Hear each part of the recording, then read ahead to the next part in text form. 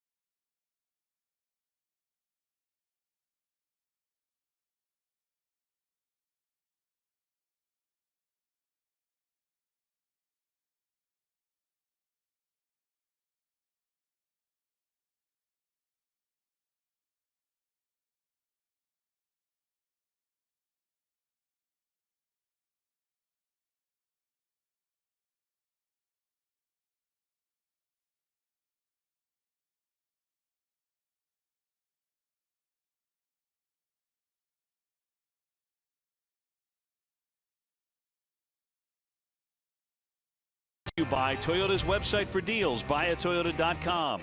Digital Federal Credit Union, see what DCU can save you. Dunkin' Donuts, America runs on Dunkin'. Lexus and the Lexus Strikes Out Hunger program. And by Southwest, yes to low fares with nothing to hide. That's transparency. Garen Austin out of the sunshine today down on the field. And Garen, after the game, several roster moves by the Red Sox. That's right, OB. After last night's game, Kyle Kendrick was optioned to Pawtucket, and Robbie Ross Jr. was recalled from Pawtucket to give the Red Sox a fresh arm in the bullpen. Now, John Farrell said they have some decisions to make, and he discussed their options moving forward in regard to the rotation.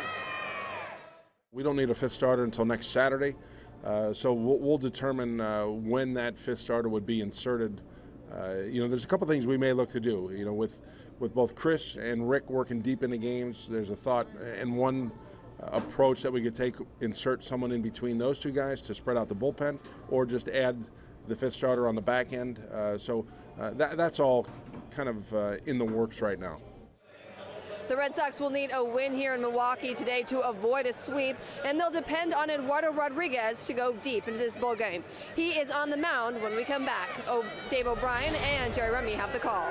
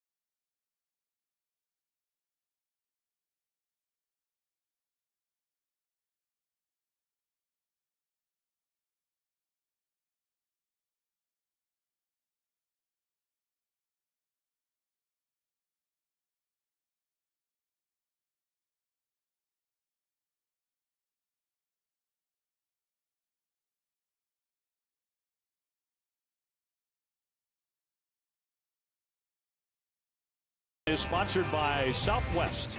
Yes to low fares with nothing to hide. That's transparency. Welcome you back here to Miller Park. Roof wide open. Plenty of sunshine and blue sky today as the Brewers take the field. And here's a look at the Red Sox starting lineup, brought to you by Toyota's website for deals. BuyAToyota.com. Red Sox trying to get into the win column at least one time here. Mookie Betts will lead it off. He's in right. Dustin Pedroia at second base. Xander Bogaerts with a 13-game hitting streak is the shortstop. Andrew Benintendi in left field. Mitch Moreland at first. Jackie Bradley, his second consecutive starting homer here last night. He's in center. Josh Rutledge back at third base. Christian Vasquez doing the catching. And Rodriguez is the pitcher and the number 9 hitter. Up against right-hander Jimmy Nelson, who is 1-2. He's a big one at 6'6", about 250 pounds. The Brewers defense is 13th in the National League, 27 errors in 34 games. Shaw will be at third base. Arcia the shortstop. VR at second. Aguilar at first. Left to right, Perez, Broxton, Santana, and Pena doing the catching for Nelson. Your umpires today are brought to you by Toyota's website for deals. BuyAToyota.com. Ben May with the balls and strikes. Mark Carlson at first. Manny Gonzalez at second. Fielding Colbreth, the umpire at third. Where available, this telecast can be heard in Spanish by selecting the SAP button on your TV remote. SAP presented by Toyota. Visit Compra2Toyota.com to see Toyota deals not seen on TV. Buenas tardes, amigos. Very nice day. Really, for the first time, the roof has been closed the first couple of games. 58 degrees and mostly sunny. We understand heading home, the weekend could be dicey with rain moving into the Boston area.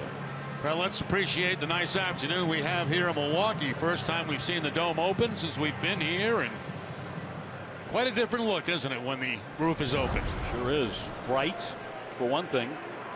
It's a little bit gloomy, actually, when that roof is closed. Mookie Betts about to lead off here. Red Sox will head home for a 3-game series. That's the entirety of the homestand. 3 against Tampa Bay, and then right back on the road again. Betts hitting .303. And the tall right-hander's first one is ball 1, and we're underway. And Nelson has never faced the Red Sox. The last time out against Pittsburgh, he went 3 innings, then he had a 2.5-hour rain delay, so he had to come out of that game.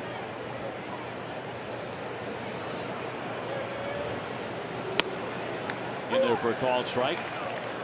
Last night, the Red Sox optioning the starter Kyle Kendrick back to AAA and recalling the left-hand reliever Robbie Ross Jr. And the ball on Mookie. A lot of room on the ground for Mookie up the middle of the field. They really pinch at third and at shortstop, as you can see right there. Very little room between Arcia and Shaw. Plenty of room to the bag. And Nelson with a 2-1. All even on Betts. Pedroia on deck. Red Sox have been a good daytime team. 10-4 in day games. Played a lot of day games. 2-2. And ball 3. A slide of that time from Nelson. They got away from him. That fastball you've seen so far, 94, 95 miles an hour. Throw the slider, throw the changeup. Mookie's had a good series, 5 for 8 with a home run and 5 RBIs. And the 3-2. Sock toward the alley in left center field. That one way back there, and that's going to drop onto the track for extra bases. Betts jogging into second base and continues to hit Brewer pitching. Yeah, 9 for his last 15 now is Mookie Betts as he gets that fastball middle in and pulls it up against the wall out there in left center field. That's the way Betts has been making contact recently. Good, solid, hard contact. And wouldn't it be nice to see the Red Sox take the lead in this series? Yeah, they've yet to do it. That's 12 doubles for Mookie, who started the season quite slowly. Those extra base hits are racking up now. Dustin Pedroia looking to pick him up. 288, 2 homers, 13 runs batted in for Pedroia, who's always hit Milwaukee pitching quite well. Runs up to bunt, drops it down. The pitcher, Nelson, will scoop it and get him down to third base. Is Mookie Betts. Well, they're going to call that a sacrifice, but I don't think that's what Pedroia had in mind. I think he was trying to push the ball towards second base, maybe get a hit. If it's not a hit, then get the man to third base. Well, he's going to get the man to third base anyway, but he'll pick up a sacrifice on this.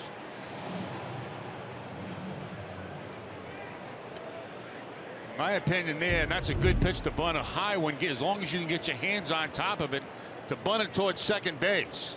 Try to get a hit and also move the man to third base. So Betts at third for Xander Bogaerts. Red hot, hitting .339. Still looking for that first home run. He has driven in 9 runs. 13-game hitting streak for Bogaerts. Punches that one to the right side and onto the glove of Aguilar, backed up. The run is going to come on in to score. And the Red Sox lead it 1-0. Aguilar didn't get down on that. That was an awful play by Aguilar at first base. I mean, he didn't keep his eye on the ball. He saw the runner at third base. He was checking him out before he had a chance to make a catch on the ball. And the runner at third was not breaking on it. And then nobody's at first base to cover first. So Red Sox need some breaks like that. That was a very poor play by Aguilar right there. You charge him with an error. Bogaerts safely at first base. And the Red Sox, for the first time in the series, have a lead. And Benintendi will climb in. .328, 5 homers, 22 driven in.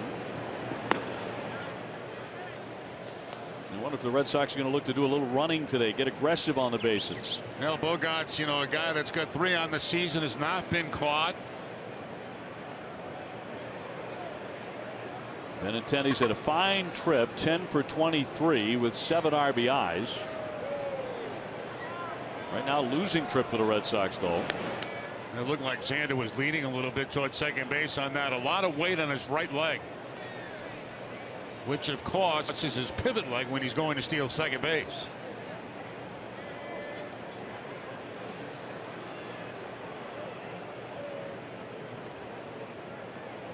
He's not running, and it's grounded foul. Cold hard facts are brought to you by Clean Crisp Coors Light. Milwaukee starter Jimmy Nelson has suffered the second most losses since 2015, 31 defeats, right behind Chris Archer with 33.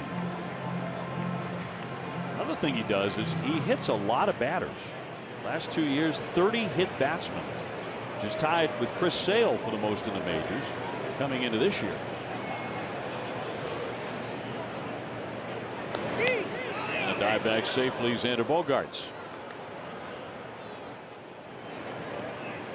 Red Sox have been on a power surge as of late, homering in 6 consecutive games.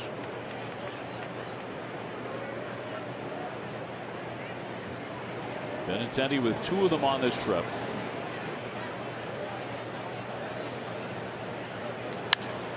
High, lazy fly ball into left field, and Perez gets underneath this one in the sunshine. 2 down. And Moreland will be next. That was a high sinker that time that was running away from Benintendi and taking that ball to the opposite field, but not deep enough. We'll see the difference in how the ball carries between the roof being closed and open. One thing we do know, Dave, is that it does carry very well with it closed. Oh, yeah. It jumps. Moreland 277 with a pair of home runs. Came on last night midway through the contest to replace Hanley Ramirez, who had a back spasm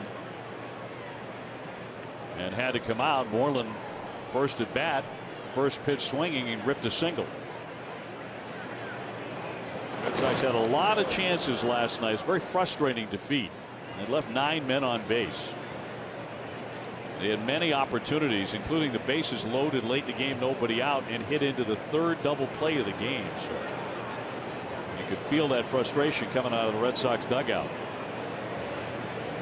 Today jumping out in front 1-0. Bogaerts not running, and that is through for a strike. And you get a good jump off Nelson too. You know, he's a tall guy, long, lanky, takes a long time to get rid of the baseball. It kind of invites you to attempt a stolen base.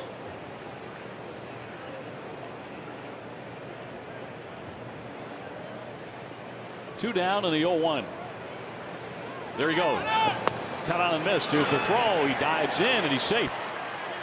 So stolen base for Xander Bogaerts. He's perfect on the season. Yeah, a number of looks at Nelson and realized that, I can get a good jump off this guy. Plus he got the benefit of the breaking ball right there, which also helped out. Pretty good jump. Not a great jump. Pretty good jump by Bogaerts. The head first slide and the ball comes out of the glove of Arcia covering second base.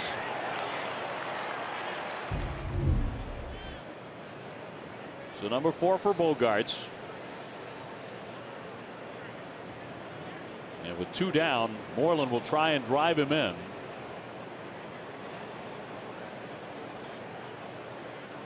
Outfield shifted a bit around toward left, and a 2-strike pitch to the Red Sox first baseman.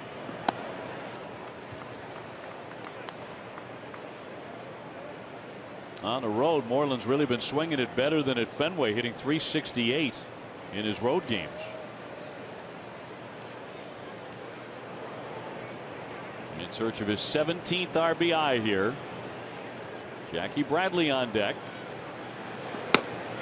And that's in there for strike 3 as he is caught looking. Red Sox get 1 and lead for the first time here in Milwaukee.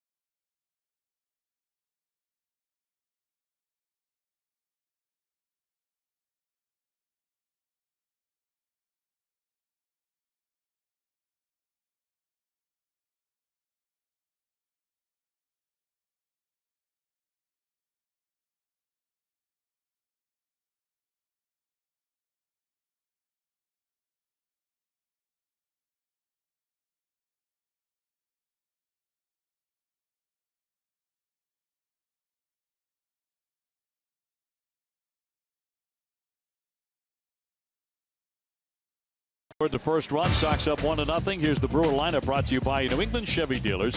VR, Broxton, and Perez, followed by Shaw, Santana, and Aguilar. Pena the catcher, Arcia at short, Nelson the pitcher. So their 2 top hitters, Braun and Thames, are out of the lineup today against the left-hander Eduardo Rodriguez, brought to you by your New England Audi dealers. 1-1, 3.07 ERA, coming off a no decision against the Twins on Friday. Pitched pretty well. He allowed 3 runs, 7 hits. He walked 1 in 6 innings. No, he's done very well. The top 3 guys in the Red Sox rotation have pitched very well. Sale, Porcello, Rodriguez. After that, a considerable fall off. A big cut and a miss by VR, who has hit 4 homers but hitting just .199. He's also struck out 45 times on the season with only 12 walks. They're a National League team, but they would fit in with a lot of American League opponents. They look like a lot of teams the Red Sox have already faced. Yeah, they play a strange game. They play the power game. They strike out a lot, but they also run a lot. And Craig Counsell likes to get him going on the bases. And this guy can really motor if he gets on. He will not, though. He strikes out again. The Red Sox defense is brought to you by Southwest Airlines. They are 14th in the American League. They got to clean this up a little bit. 29 errors in 33 games. Josh Rutledge at third base. Xander Bogaerts the shortstop. Dustin Pedroia at second. And Mitch Moreland the first baseman. Left to right, Benintendi, Bradley Jr. and Betts. And Vasquez doing the catching for Rodriguez. Here comes Keon Broxton, talented center fielder, hitting .266 with 3 home runs. He's their hottest guy right now, .385 in his last 16 games. He shatters his bat up the middle for a base hit.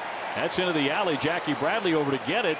Bit of a late start. Here's the throw into second base, and he'll slide in with a double. Very good hustle by Broxton right there. You know, broken bat. He knows it's got to slow up when it gets to the outfield, and by the time Bradley can get to it, he's already on his way to second base. I mean, he's thinking about 2 bases once it gets back by Bogaerts. Because you see how far Bradley's got to go for it. He's kind of cruising right there, but then he says, wait a minute, Bradley's not there yet. I got a chance to get to second, and he does with no problem with that speed. Broxton really cooking. Gets himself quickly into scoring position. Hernan Perez, the left fielder, next, .273 with 4 homers.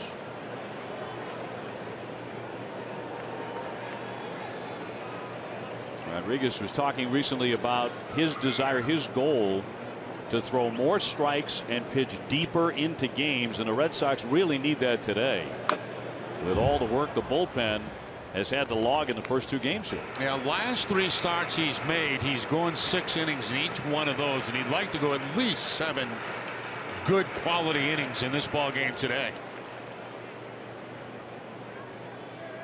Perez to be followed by Travis Shaw, who's had a nice series against his old team.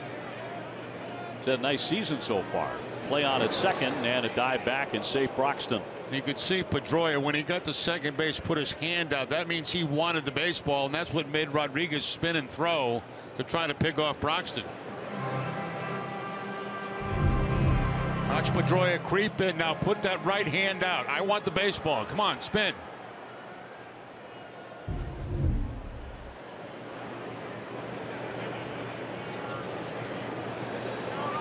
Pedroia moving back in, a runner goes. Here's the throw, the tag, and he's out at third. Broxton cut down. Vasquez, who made a couple of throwing errors last night, on target with this one. Yeah, that has to make him feel good because he had a very difficult night behind the plate, and all that holding him on at second base helps now. He does get a pretty good jump at second base, but Vasquez is right on the money. See, a lot of times those guys, those runners at second base, like to be moving toward third. Well, that time Broxton was flat-footed, and then he tried to go, and by that time Vasquez had a shot at him. So the Red Sox erase that double. Broxton taking off the bases. And just like that, 2 down and nobody aboard for Perez. And he floats that one foul out of play. Change up that time from Rodriguez. First one he's featured today.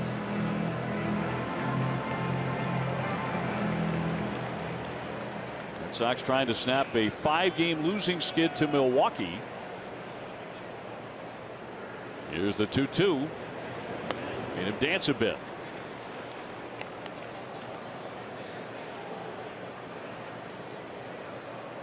Sox opening up a 3-game series with Tampa Bay on Friday back at Fenway. Rick Porcello at 7:10. Chris Sale to go on Saturday, and Drew Pomerantz on Sunday.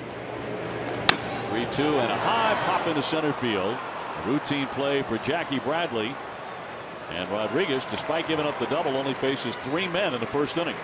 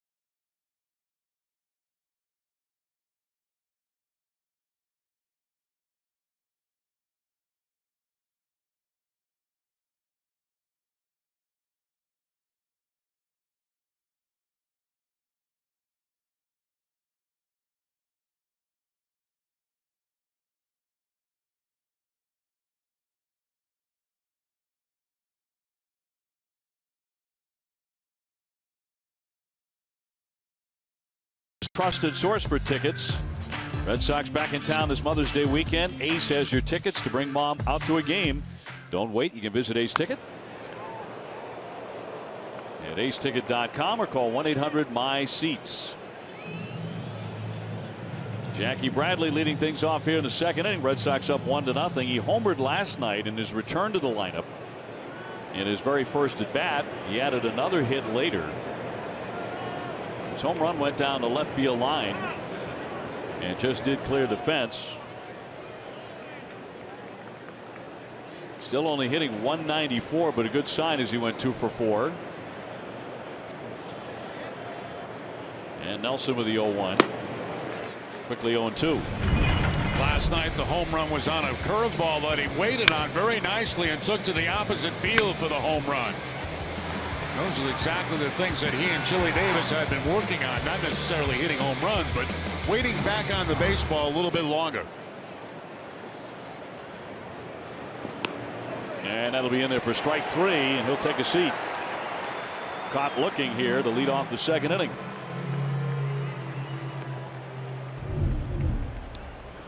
Well, Bradley didn't seem to like it. He thought that ball was outside, but it did pick up the outside corner. It's the way the catcher caught the ball going away from home plate that I think Bradley saw and made him question the call. One man out. Rutledge next. 269. No homers. 3 runs driven in, and he will take outside for ball 1. Josh 0 for 3 yesterday. 1 for 7 in the series. Red Sox up 1-0. And Vasquez would be next.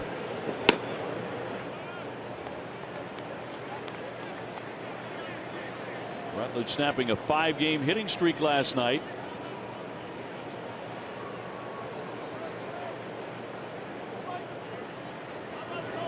Right now the everyday third baseman.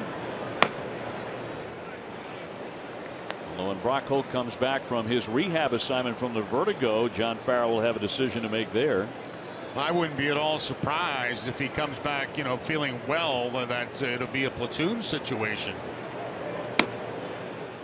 And on 4 straight, he'll take a walk, and this is something Nelson does a lot. He was the National League walk leader last year with 86 of them. Now's a chance to really keep some pressure on. You mentioned the walks, and sometimes it's tough to put a hit and run play on against guys that don't throw strikes. But with Vasquez at the plate, it always is a possibility. Vasquez last night, as mentioned, with the 2 throwing errors. He's caught a man stealing today. At the plate, he was 2 for 3 with a double. He was on base 3 times.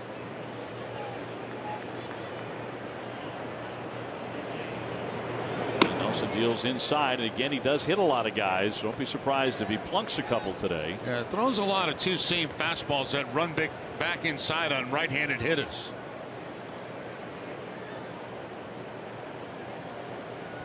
Pitcher Rodriguez on deck.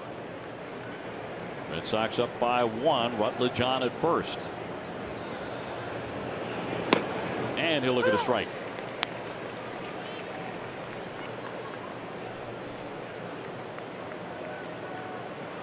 Vasquez has now caught 4 out of 11 attempting to steal this season. And Sandy Leon continue to do very good work in that category, even with the 2 throwing mistakes last night by Christian. There's a little floater. Shortstop Garcia racing out, can't get it. Drops down for a base hit. Rutledge safely into second base. Now you think mostly of Vasquez going to the opposite field, but that time he actually gets jammed on the 2-seam fastball, but just pushes the ball. That ball was down around the label of the bat and gets it over the head of Arcia. Arcia goes in with a slide right there to keep Rutledge from going to third base. So runners on at first and second with 1 away, and Rodriguez the batter. In a situation he should be looking to put a bunt down. But Mookie Betts on deck. And he squares. Here's the throw down to second base, not in time. Now you'll see that an awful lot in bunting situations because what the runner at second base tries to do is get as big a lead and secondary lead as possible. So if the bunt is put down, they can beat that force play at third base. And that's why you see catchers come up and try to pick them off second base when the ball gets by the hitter. Aguilar again charging in from first base. The 1-0 went after it, foul tipped it into the mid, and the count 1-1. Rodriguez in his career has one sacrifice career bunt.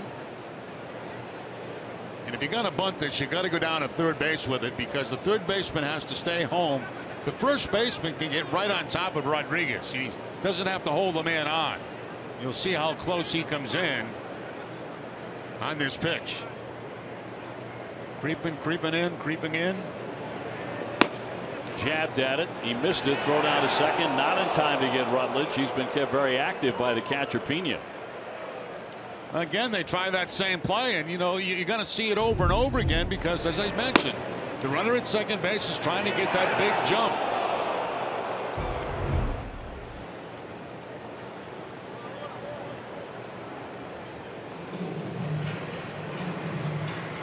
So ball and 2 strikes on Rodriguez.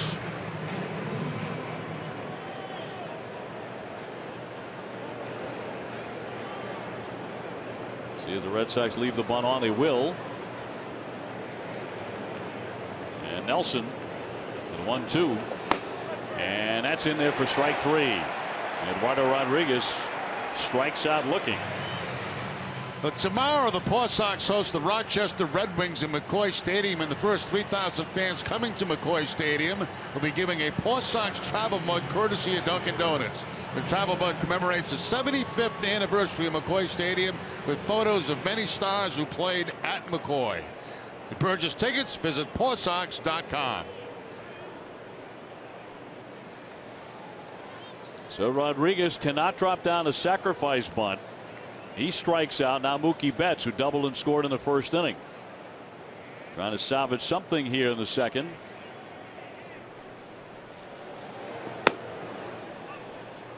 Betts has been on fire. Tuesday night he reached base in all 5 plate appearances, going 4 for 4. It's a triple shy of the cycle. Drove in a run with a hit last night, and now has a 4-game hitting streak. Cross for a strike. So it is Rutledge at second, Vasquez on at first.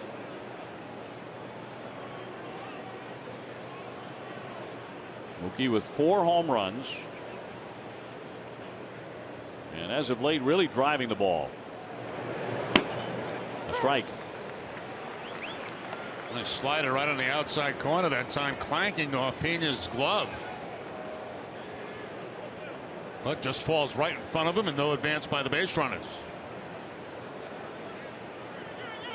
Pedroia would hit next. There are 2 out. And Nelson home with a 1-2. And he buried that one. Nelson last year 8-16, an ERA up near 5. Milwaukee went 12-20 in his starts. So expectations are not exactly sky high for the big righty here in 2017. The 2-2. Now some of them were headed off the diamond there. That one just missed. Yeah, in my opinion, wasn't even close. I think Nelson wanted it so badly he takes a step toward the dugout, but that ball's way outside. It is.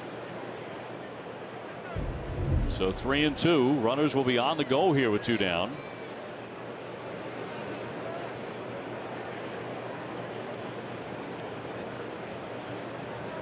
And they take off on the 3-2, and he walks him. So the bases are going to be all loaded up here for Dustin Pedroia. Second walk in the inning by Nelson. That is nothing new for him.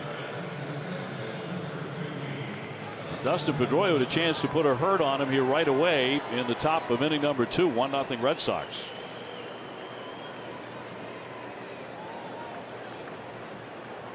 Pedroia credited with a sacrifice bunt in the first inning to get Mookie Betts down to third, and he would score on an error by the first baseman.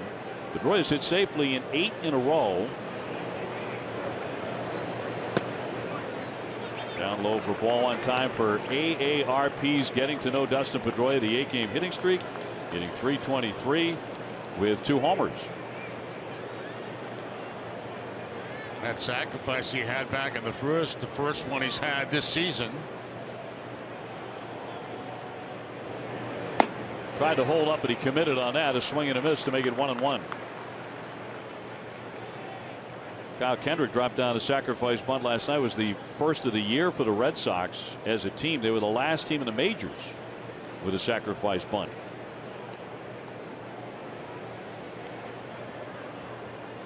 They are all loaded up for Pedroia with 2 down and the 1-1.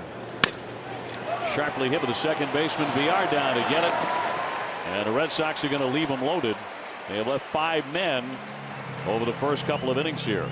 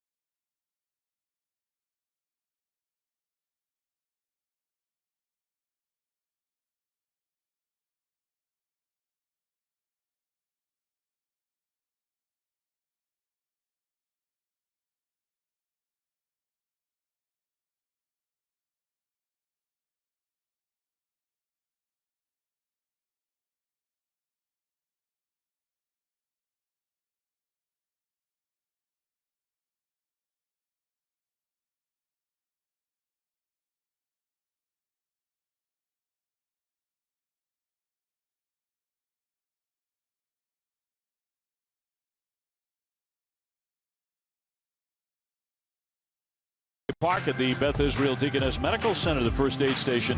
That's behind Section 12 on the lower concourse. Beth Israel Deaconess Medical Center is the official hospital of the Boston Red Sox. Visit bidmc.org. Red Sox still on top here, 1-0. Shaw, Santana, and Aguilar, the hitters in the second inning.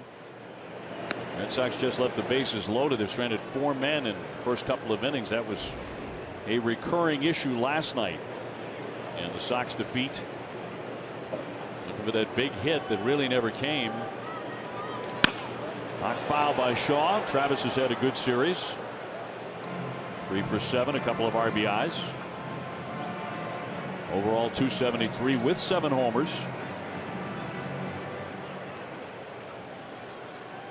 Certainly liking his new ballpark in Milwaukee. And takes it high and tight.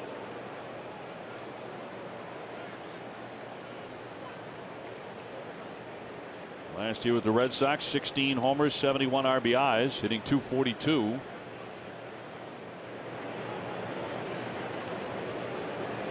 And the 2-1.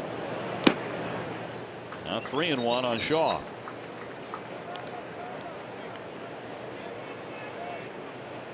Santana on deck again. Braun and Thames are sitting today for Milwaukee. 3-2. That's pretty nasty right there, getting that fastball on a 3-1 count to the outside part of the plate. Nothing Shaw could do with that. Now the payoff pitch.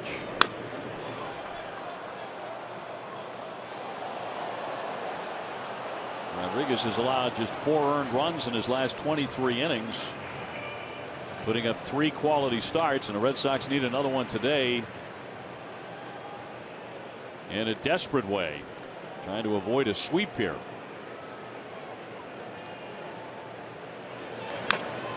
Popped up along the line, but that's going to be pushed foul off into the stands. Fans enjoying the sunshine with the roof open. It's the kind of at bat that drives pitchers crazy. You know, you run a 3-2 count, fouls a couple of pitches off. Your pitch count continues to rise.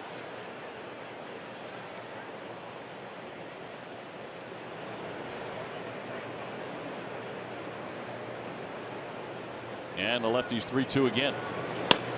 And he rolled over on that one to Dustin Pedroia. Up and over for out number 1. Tomorrow at 6, don't miss Red Sox first pitch presented by Joseph Abboud, available at Men's Warehouse. TC and Tim Wakefield will preview the series against the Tampa Bay Rays. Rays in for 3. Right now in the division, the Yankees are tied with the Orioles in first place. Red Sox are in third, 5 games out. Here's Santana. He's been swinging a hot bat.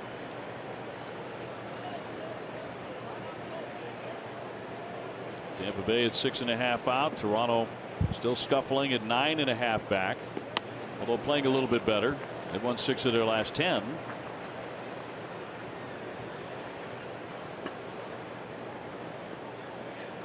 Quickly 0-2 on Santana, hitting .394 his last 11 games.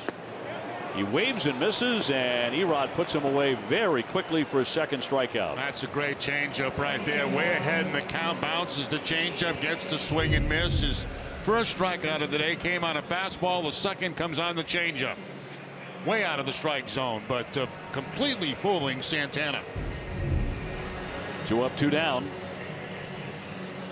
Aguilar next, 250 with 2 home runs. Big first baseman. Not the most mobile of first baseman. Claimed off waivers from Cleveland back in February, and he'll look at ball 1.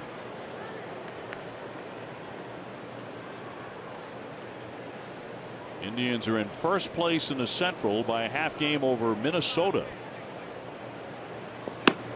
Cross for a strike.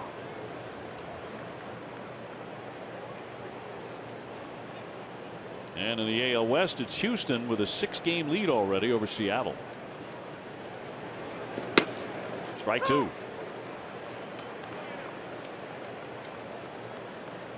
I've noticed the pace has been quicker for Eduardo Rodriguez since he's been watching Chris Sale every 5 days. 1-2 pitch. In particular, the last 3 starts, especially with nobody on base, he'll get the ball, he'll go back to the rubber. That's what Sale does. He did slow down a little bit his last time up with men on base. Well, his daily Gammons today, the Hall of Famer Peter Gammons has a pretty interesting piece about whether pitchers should quicken their pace and how effective the guys who do it are.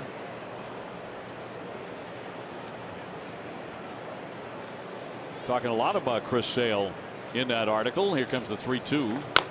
And a chopper back to Erod. He snares that, and he has a fast second inning. He gets the Brewers 1-2-3.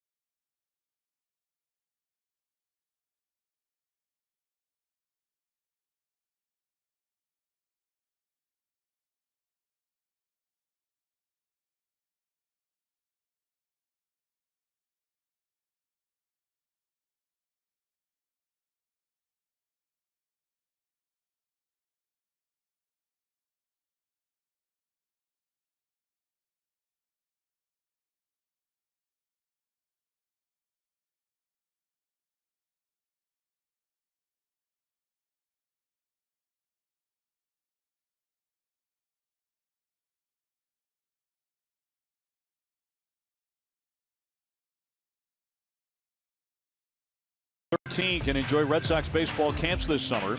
Campers receive 4 days of first-class instruction, Red Sox uniform, a special Fenway Park visit, and more. Visit redsox.com/camps for more information. Xander Bogaerts to lead off the third. Red Sox on top of Milwaukee here 1-0. He reached on an error and stole second base in the first inning. And it's Benintendi and Moreland against Jimmy Nelson, who has walked a couple. Now to lead off double to Mookie Betts. Mookie would come in to score. Bogaerts trying to run his hitting streak to 14 in a row. Right now 13 straight, the second longest of his career.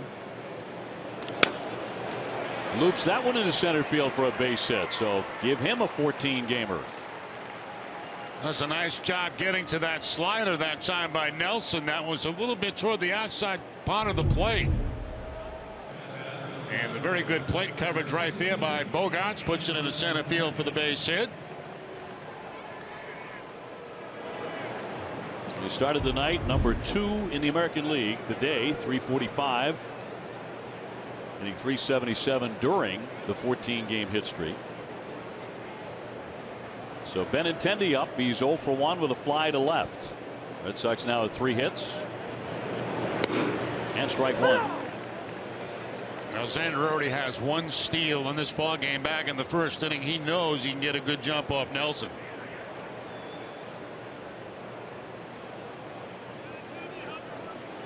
Pena the catcher.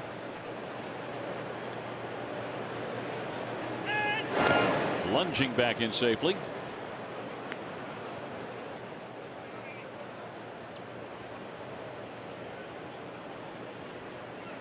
Red Sox have several key men who are locked in at the same time. Betts, Bogaerts, Benintendi, also Dustin Pedroia, who has hit in 8 in a row.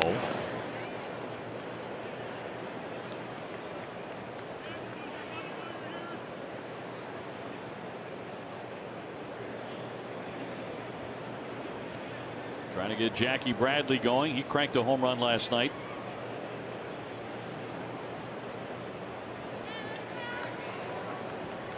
Anthony Ramirez had to leave the game last night because of a spasm in the upper back. Bogaerts again getting a decent lead, not running. Pop foul off third out of play.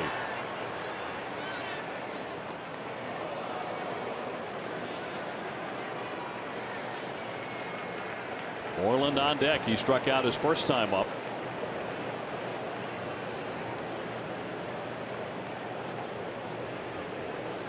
Benintendi has performed quite well in this cleanup spot.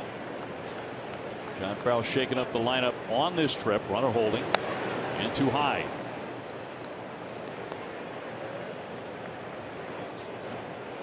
And 7 RBIs on the road trip for the 22-year-old cleanup man.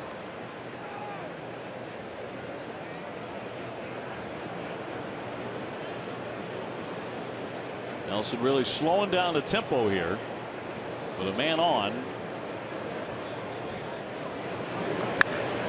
Fly ball into left field, and Perez right there. That's out number 1.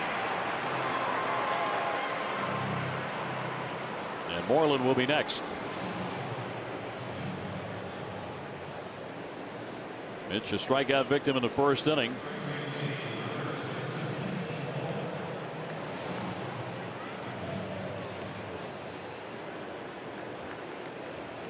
Now, one thing he's been doing a lot of this year, and he certainly didn't last year in Texas, is take ball 4. He leads the club now with 17 walks. Last year, 35 of them all year. So he's been more selective with the Red Sox than he was with Texas. Jackie Bradley, the on deck hitter. 1 man out, 1 man on, 1-0 Red Sox. Moreland, in fact, tied for 4th in the American League with 17 extra base hits. He has the 15 doubles.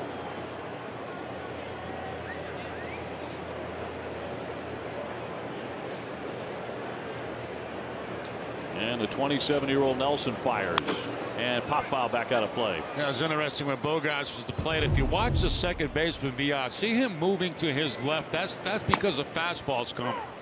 But now he knows that Bogarts can see him. So what he does, he's going to fake going to his left. So to make Bogarts believe that a fastball's coming again, but then at the last minute go back to his right. It's going to be the slider, and that's the one he hits for the base hit. See, fastball, then back to his right because he knows it's a slider.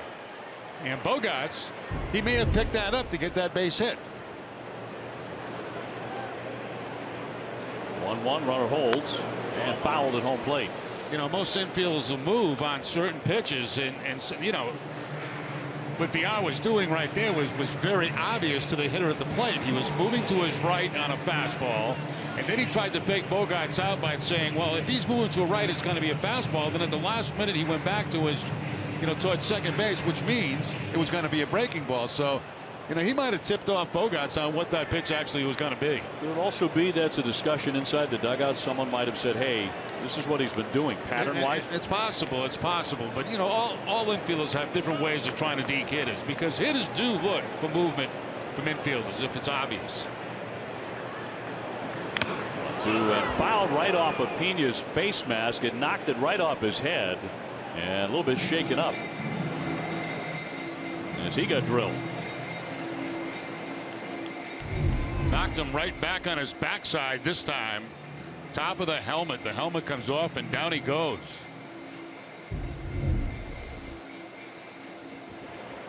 Now, meanwhile, Fernando Abad has been throwing in the bullpen.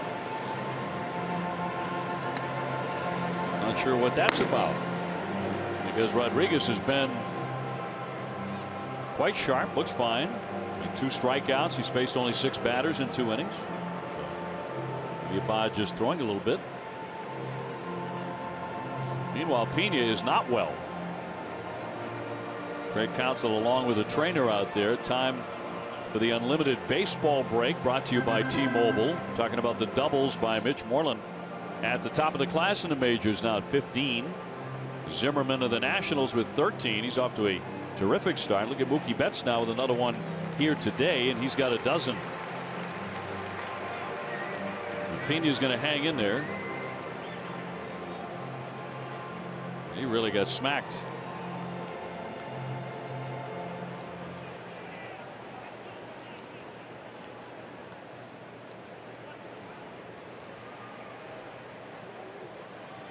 So 1 man away. Bogarts on at first. Red Sox leading 1-0 in the 3rd.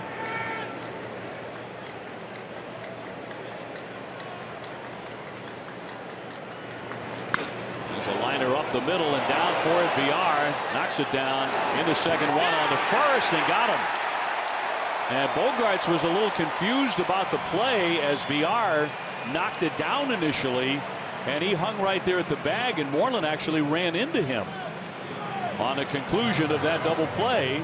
And John Farrell is pausing on the top step here. Well, Moreland was also confused because he was not running hard down the first baseline. He thought the ball was caught on a line. So he stops running, but it was not. You see the safe call by the second baseman. Now they're both out at first base.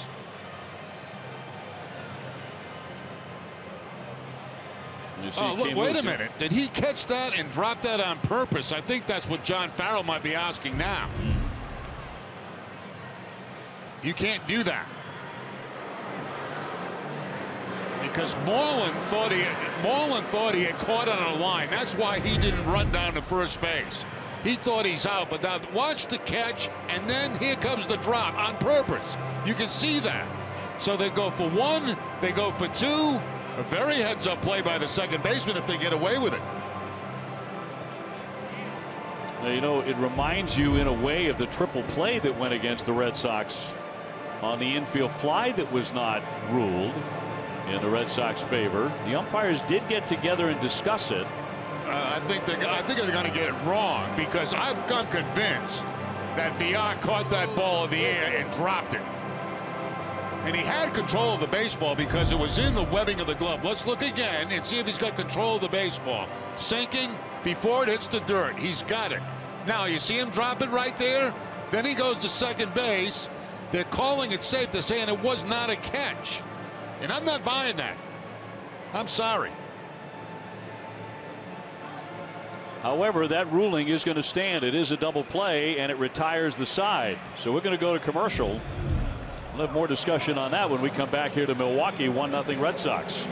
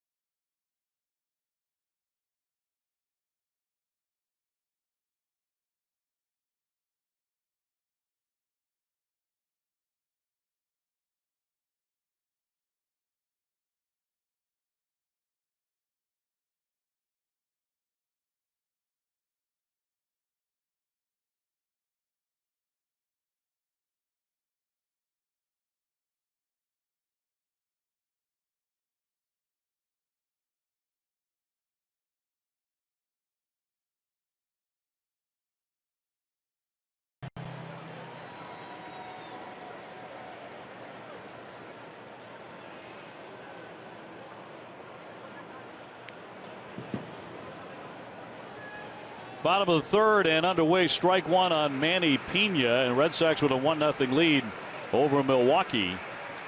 And Jonathan Villar may have gotten away with one there.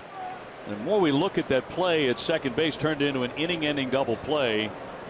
The way it developed, it is not reviewable. The umpires did get together and discuss it. They did not change the double play. Well, I definitely think that he caught this ball. He had it right there. Now he drops it. Once he drops it, he goes to second base to get the force out. And then they get Moreland because he's not running down the line because he thinks the ball has been caught on the line, which I think it was. I'm sorry. That's just my opinion on that. Now, I don't have as good a look as a second base umpire. I'm not that close. But the fact is, on replay, it looks like he did catch that ball on the line and then intentionally dropped it.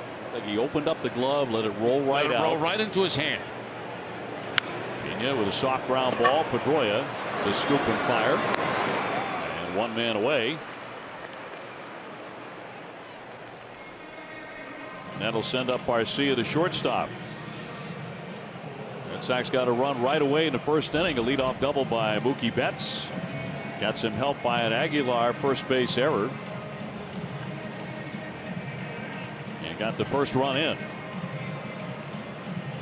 Barcia hitting just .219, 3 homers. He's driven in 11.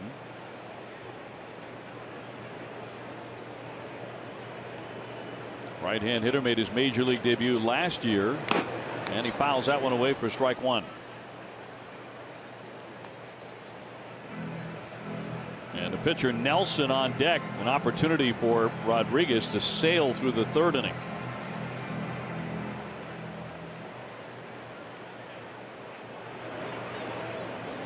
And the 0-1. He's out in front, 0-2. They're trying to go upstairs on purpose too against Arcia. That's the first 2 pitches they wanted them both up in the zone. See what they come back with on the 0-2 pitch. He wants to change up down, shakes him off, wants another fastball upstairs. Popped him up into center field. Jackie Bradley waiting, and 2 up and 2 down. The CBS Health Charity Classic is at a 2-day family-friendly food festival.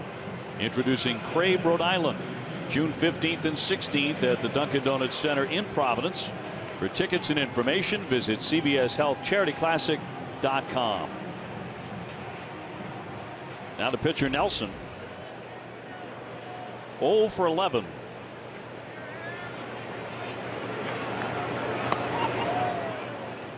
Last night their starter ripped a base hit. And Nelson, a big guy, if he happens to run into one at 6'6", close to 250 pounds, you would think it would go a long way. He's quickly in the hole, though, nothing in 2.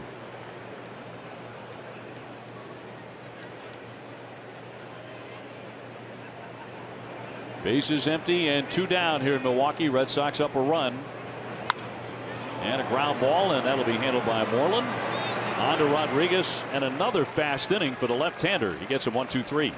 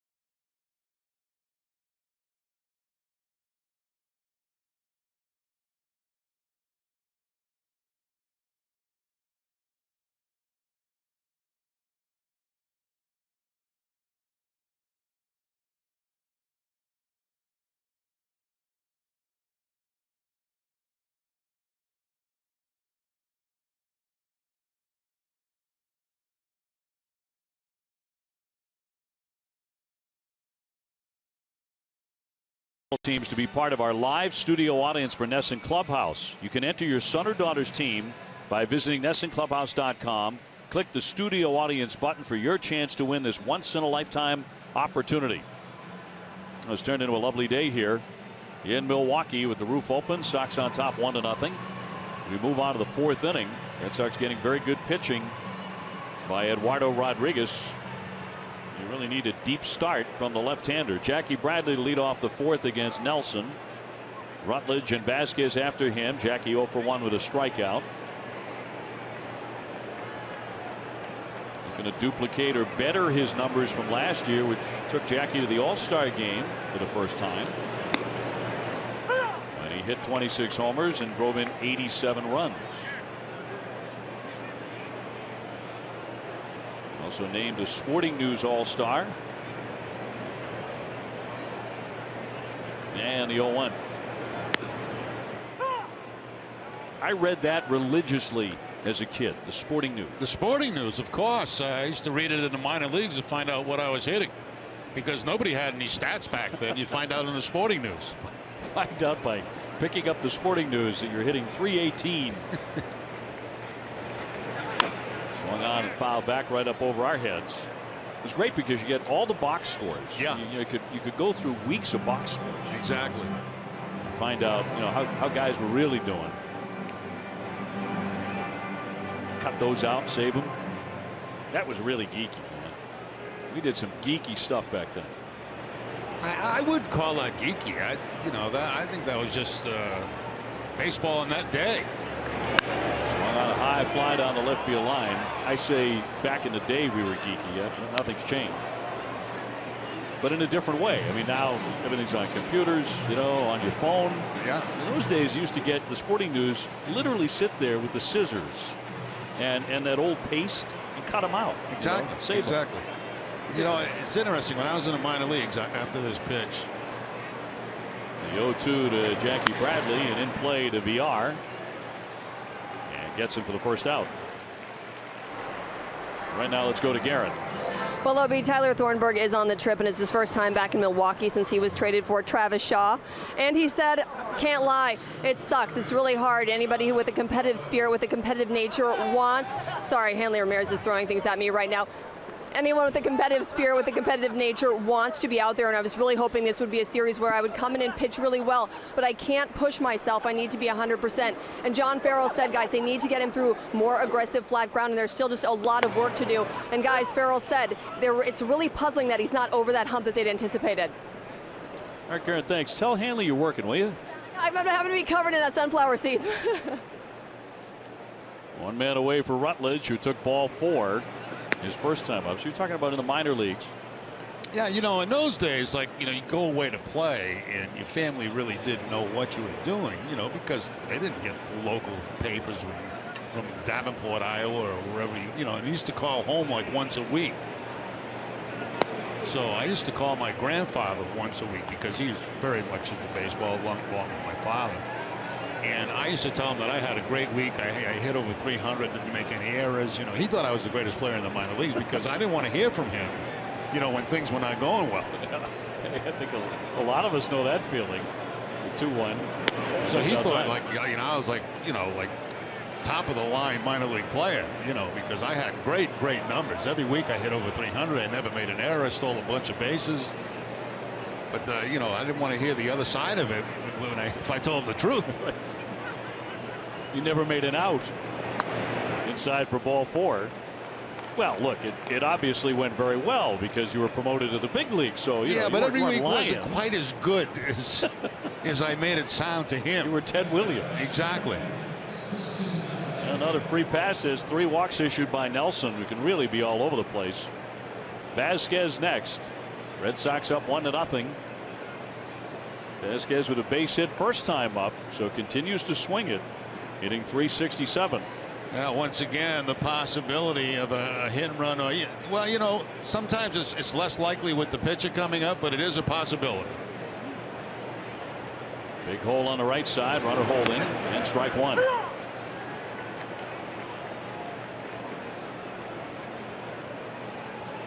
Vasquez for the year hitting .381 against right-handed pitching.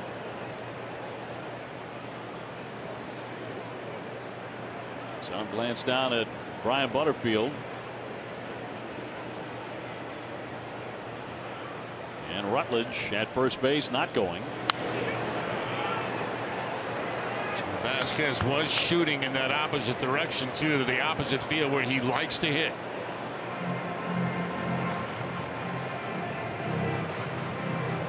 Rodriguez on deck.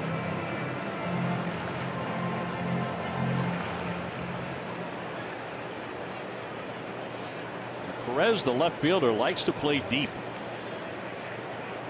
Gives up a lot of room in front of him. He's up with his punch foul back to the screen. The Milwaukee team that dropped 89 games last year. Predictions are pretty much to be a 500 club this year. Right now they're 2 games over. The Red Sox 1 game over 500.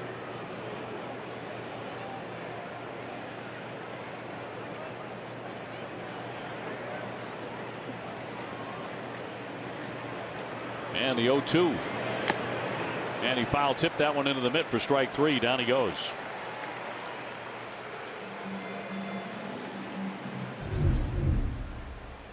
Just rearing back with that high fastball, and underneath it is Vasquez right there. So now with 2 outs, we'll probably see swinging away will be Rodriguez, trying to get himself a base hit. Red Sox pitchers were swinging the bats back at Fenway as that one's fouled out of play. right before this trip got underway, and Erod was, of course, one of them. Yeah, they get all excited about that, too. They look forward to that early batting practice where they get out there and swing and try to pop a few home runs. A lot of competition going on. And then the real game starts. Yes, against real pitchers. Red Sox 0 for their last 25 as far as the pitching staff. A little tardy on the fastball, isn't he? 0-2. But he was one of the most excited guys to swing the bat at Fenway. He was. He was, hopping around like a 9-year-old on opening day Little League. And then the game begins. Sox up 1-0. Runner at first base in Rutledge.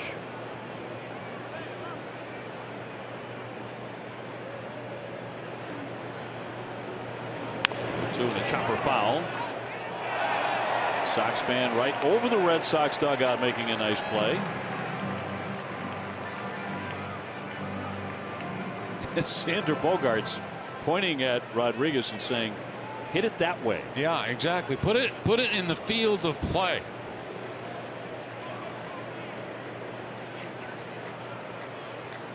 And Nelson with the 0-2. Stopped by Pena.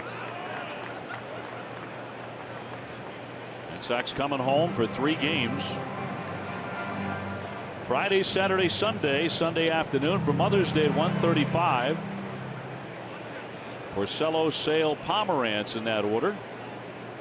And the Red Sox go to St. Louis. Quick series with the Cardinals and then to Oakland for a long series against the A's. And a wave and a miss. Down he goes, strike 3. Red Sox will strand a runner. Middle of the 4th inning, 1-0 Boston.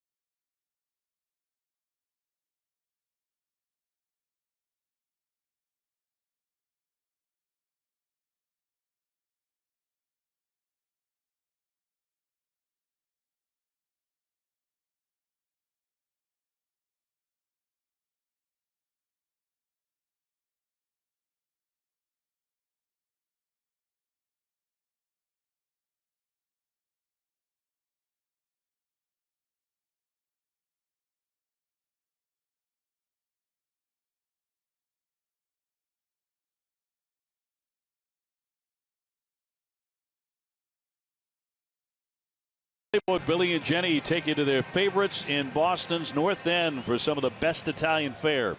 Don't miss this and more on Dining Playbook Saturday morning at 9.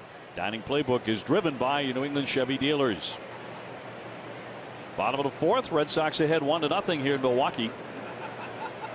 And VR, the leadoff man, strikes out a lot, looking to bunt, pops it up. Vasquez can't get to that. It's over the top of the screen. He's got great speed, trying to drop that ball down the 3rd baseline and catch Rutledge, but Rutledge was in.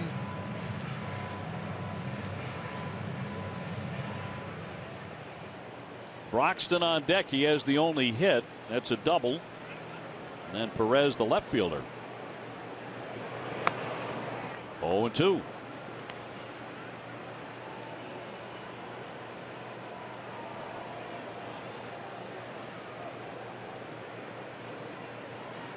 VR last year was 62 stolen bases. He led the majors. Only the third Brewer to ever lead the major leagues in steals. Fouled off the catcher.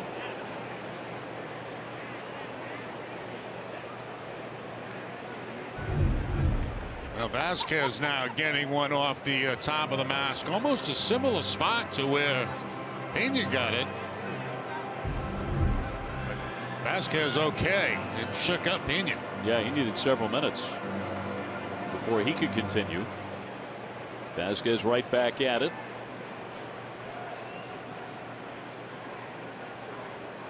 Two strikeouts so far for the left-hander. In play, Padres has to charge on it, gets rid of it quickly and gets it. I love to watch Vasquez control a game back there. You know, he really takes control of the pitcher. Like, he called for a changeup, and what he's doing, he's pointing to the ground. I mean, he's making him concentrate on getting that changeup down, and that's the last sign that the pitcher sees. So, I mean, he knows exactly what he wants to do, but he really overemphasizes where he wants the location. I mean, watch him give the changeup side. First down. I want this down. Now there's a changeup down. And that's exactly where Rodriguez gets it. Very good pitch.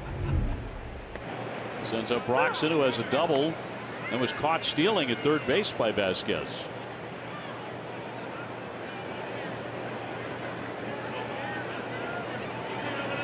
The 0-1 is up top. Make a great point too about that leadership that he shows. Yeah, he's really commanding him to do it. He does, and he does that with all pitchers that he works with. There he gives a little sign to the umpire like we're coming inside. He just shoves his glove back and tries to tap the umpire to let him know that I'm coming inside with this pitch, so keep your eyes open for the inside corner. Change up again. 1 and a strike. Little tap on the inside part of the plate to make the hitter think it's going to be inside. Instead it's a changeup away. Just little things that he does on almost every pitch.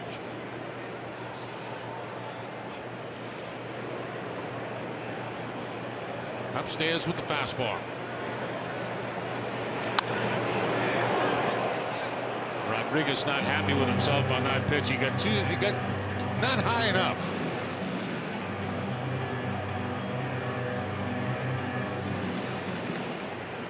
Rodriguez says it's a real focus for him right now, real goal to go deep into games, not just 5 or 6 innings. Going to try it again upstairs. Got him. Struck him out. Yeah, that time Davey gets it a little bit higher, and that's exactly where they wanted it. They know exactly what they wanted to do with him, with Broxton, is get the ball up in the zone. They did, and they pick up the strikeout. A good zip, 295. His third K in the book.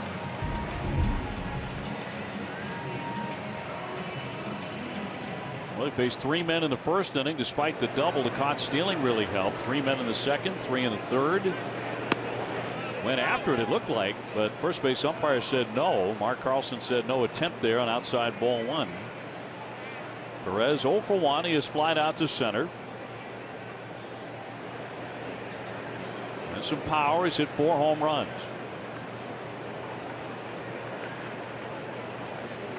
And Rodriguez with a 1-0. Slicer foul. And that's why I was kind of shocked to see him try to bunt. He wasn't faking a bunt. He was trying to drop one down, and it doesn't make much sense. There's 2 outs in the inning. He's got a guy that can hit the ball out of the ballpark. Plus, you got a left-hander shore on deck.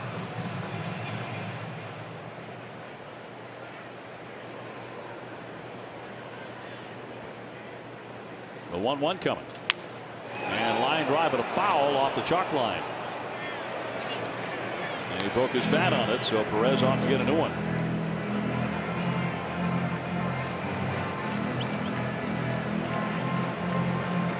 Red Sox losing the first 2 games of this series, tied for their longest losing streak of the season, the 2 in a row. The only other team yet to lose 3 consecutive games is Baltimore. Orioles at 22-11 though. Tie with the Yankees for first place. 1-2. Waved at and missed. He really helped him there. Back-to-back Ks by Rodriguez, and again facing only 3 men.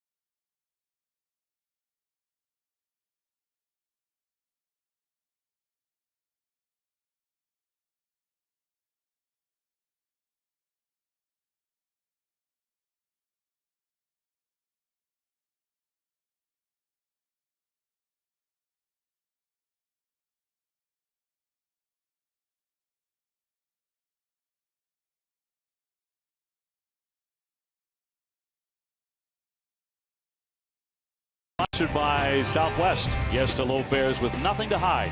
That's transparency. Fifth inning. Top of the order for the Sox. Betts, Pedroia, Bogaerts against Jimmy Nelson. Red Sox with a slender 1-0 lead. Mookie Betts scored that run in the first after a leadoff double. Red Sox have left 5 men on base. So they've had opportunities against Nelson, who's walked 3. None of the walks have come in.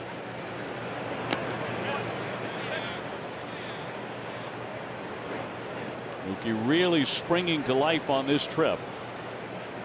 The Red Sox have scored plenty of runs.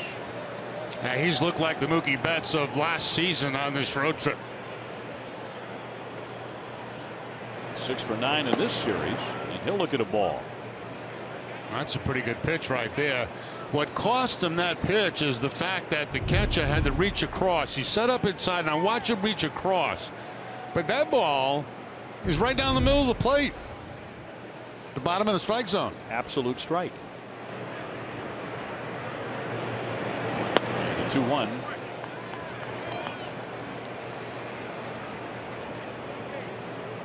So 3 balls and 1 strike.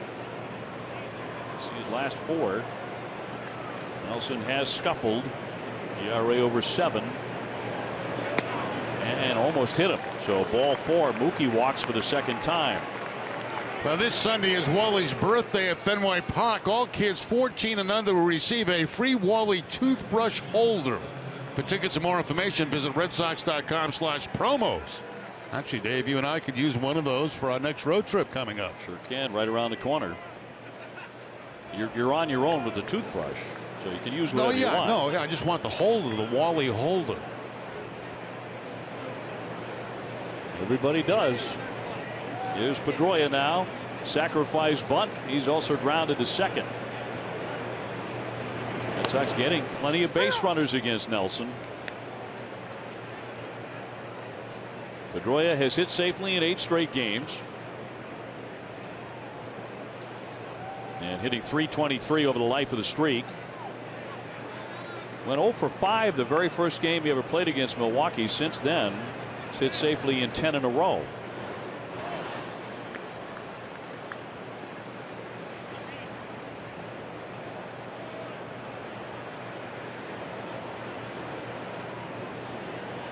Dustin 2 for 5 with a double last night.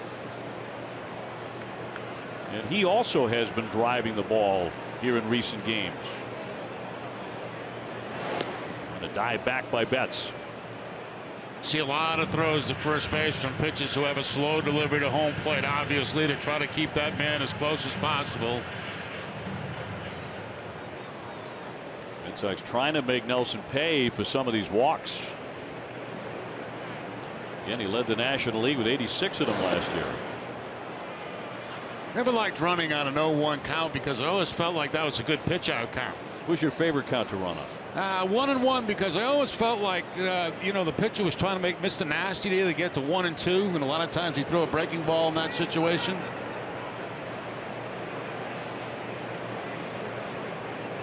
That's not running, and a ground ball toward the hole picked off by Shaw to VR onto first base and in time.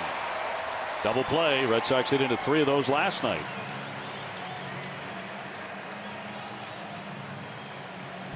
Well, nice play, nice range shown by Travis Shaw as he goes to his left and then makes that flip. Now you can see that coming across the bag, not exactly getting set up properly was VR, but he's able to turn a double play.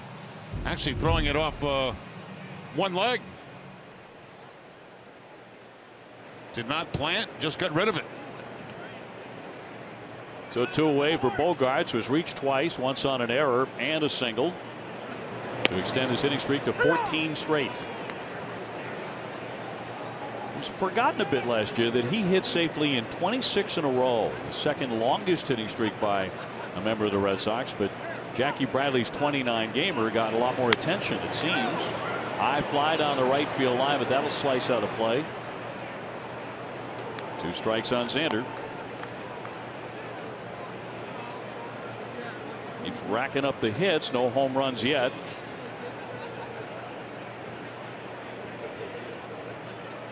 Benintendi on deck.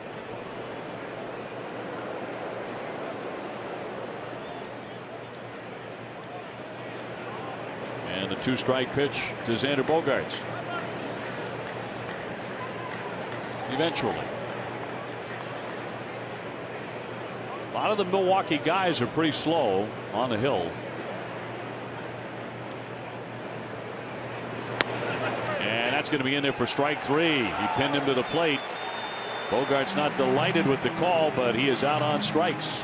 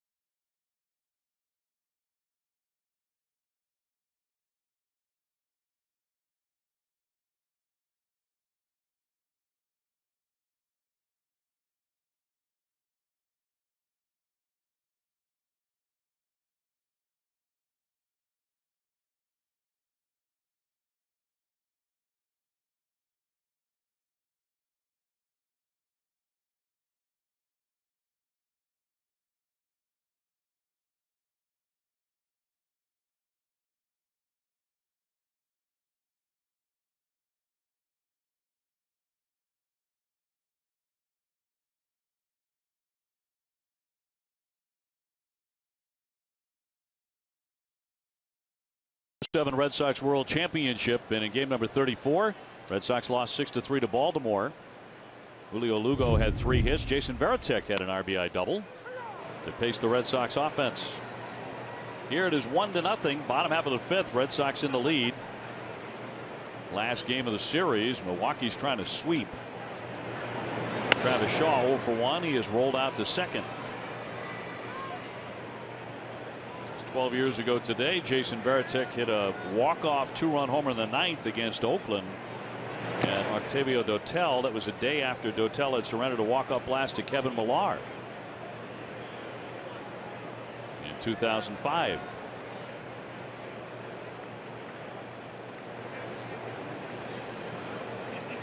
And the 2-1 to the former Red Sox third baseman is downstairs. Travis talked about, as this series got underway, wanting to win the trade that sent him to Milwaukee to come out on top at the end of the season, which you would expect. So he won a high fly ball into right, but not deep. Mookie coming in. First out. This is our cricket something to smile about moment.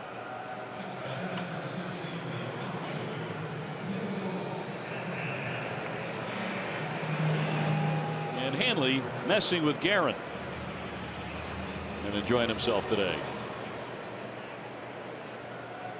Nice play by that fan right behind the Red Sox dugout for a souvenir. Santana with a cut and a miss. And Jerry has been all smiles all day because he's heading home. Well, you know. Is that the reason you've been smiling? Now, I got to tell you a funny story this morning. I get up early, you know. For some reason I get up like at 6 o'clock. Well, that's no shock, but yeah. Yeah, it was early. So what I did is, showered up, got my luggage down, went down and had some breakfast. So I still had about an hour and 15 minutes before the bus was supposed to leave to come to the ballpark. So I'm sitting in the lobby, and There's nobody near me. All of a sudden, I nod off. And I'm sitting in the middle of the lobby, asleep. I mean, really asleep. Out in the chair. I open my eyes. There's 3 Red Sox fans sitting on the couch next to me, staring at me. I was so embarrassed. You weren't drooling, were you? I hope not. I hope not. And they're all staring at me when I woke up, and I went, oh. I said, how are you? And they went, good. We were watching you sleep. I said, well, you should have woke me up because I might have missed the bus. I didn't know what time it was. Actually, I mean, I was completely out in the lobby of the hotel. Yeah, sometimes you can do that. I mean, those deep REM sleeps, you just lose. Well, in your case, it's a REM sleep. Exactly right. Yeah. I mean, you were totally out. And then, there's the father, the mother, and the little kid sitting there, all their Red Sox gear on, their hats, and they're just all staring at me when I woke up. It was so embarrassing. Jerry, you're a lot livelier on TV when we watch you. That's because I've already had a nap today. 3-2. Santana down hacking. 2 up and 2 down. 5 Ks for Rodriguez. That's the second time today he's got Santana on the changeup.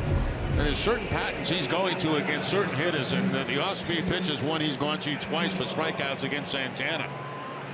Rodriguez really has good stuff in this ball game right now. He has set down 12 straight since the only base runner against him, the double by Broxton in the first inning, and Vasquez threw him out trying to steal third base. Aguilar 0 for 1. A lot of strike ones here from the left-hander. Big first baseman grounded back to the pitcher, his first trip. Milwaukee with the 1 hit. And quickly out in front, 0-2 on Aguilar. Actually, I hope those folks didn't get a picture of me sleeping. It ends up somewhere on Facebook or Twitter, because that'd be rather embarrassing also. Very few people are beautiful when they sleep. You know, it's just not good. Sleeping Beauty aside, yeah. Here's the 0-2 and a high pop-up foul off first base. Moreland heading for the stands, but it's off into the seats. I won't say who this is, but there's a member of the Red Sox coaching staff who made it his personal habit. When you fell asleep on the bus, he would creep up and take pictures of you sleeping, because nobody does it well, really. Right. Right. And he would send those to other members of the traveling party for a good laugh. Is he still with our coaching staff? Still is, yeah. And you know who it is. I know you do. The 0-2 blocked by Vasquez. I don't think he does it anymore, but for a couple of years. And some of us got caught, you know, and it's the worst thing in the world to see yourself on someone else's phone and you're out and, you know, you're drooling, your tongue's hanging out of your mouth, whatever it is. Glasses are askew. I just hope I wasn't snoring and all that stuff. 1-2 poke foul. Yeah, there's the snoring thing too. It's, you know, then they have a story to tell. Oh, Remy, he's a really loud snorer. Can you imagine when they go back home and saying, yeah, we saw him, you know, and he was sleeping in the lobby. In the lobby. Drooling, snoring, sleepwalking. Terrible. You get a really bad rap. Bases empty and 2 away. Rodriguez has been breezing here today in Milwaukee. He'd like a couple more runs to work with. Sox up 1-0. 2 in tight.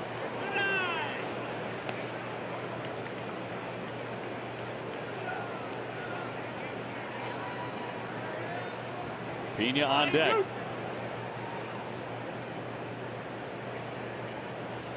And the 2-2. Tried to put him away with that one, but he missed.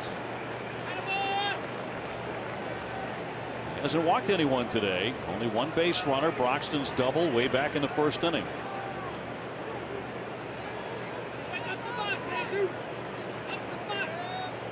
And the 3-2.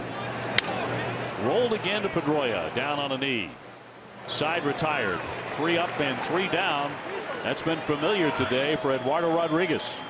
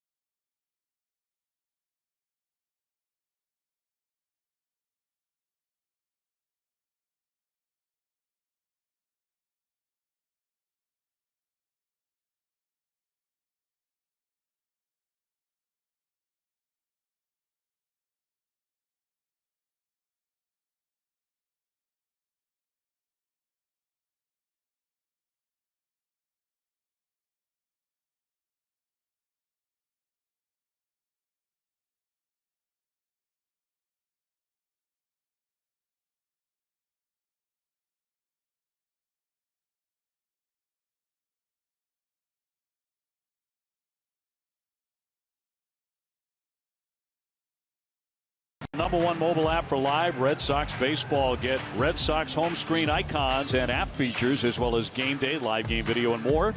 Download MLB.com at bat today. Dave O'Brien alongside Sleeping Beauty. Jerry Remy.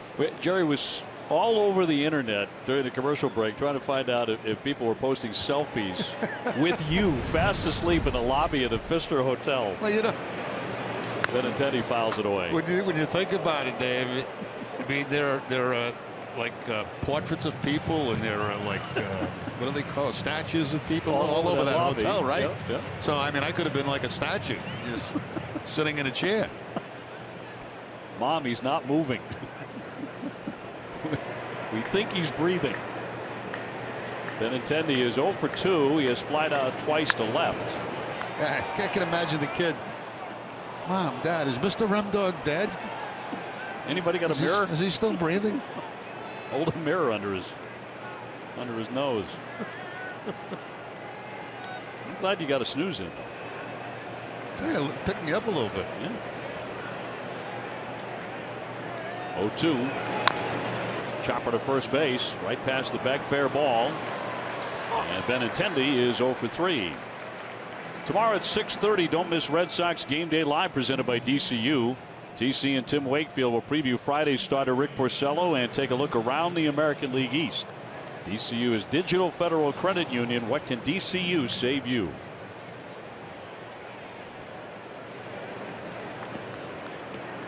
I'm really good at the bus nap on the way I noticed. to the airport. You can sleep on the bus better than anybody I know. I have it down, man.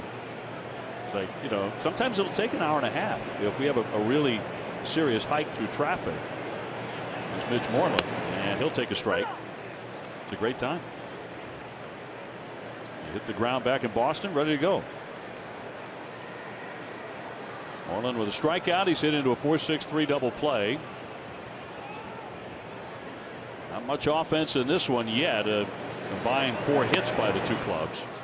Red Sox have 3. Eduardo Rodriguez has been superb.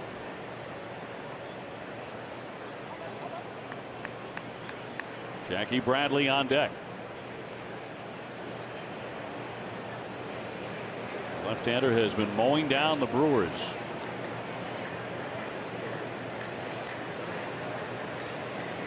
And Nelson Will not throw the 0-2 as time is granted Moreland.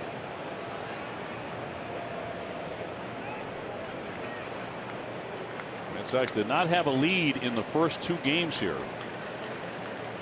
Got to run quickly in the first inning, but that's been the scoring. Pena stands up. Not quite sure what Nelson wants to do. Trying to gather his thoughts. Trying to read his mind. Finally ready. And went with a breaking ball down low. Guess that's the reason right there. He hasn't thrown too many of those curveballs in this game today. A lot of sliders, but not many curveballs. Nelson, 27 years old, 6'6", 248 pounds. Here's the 1-2.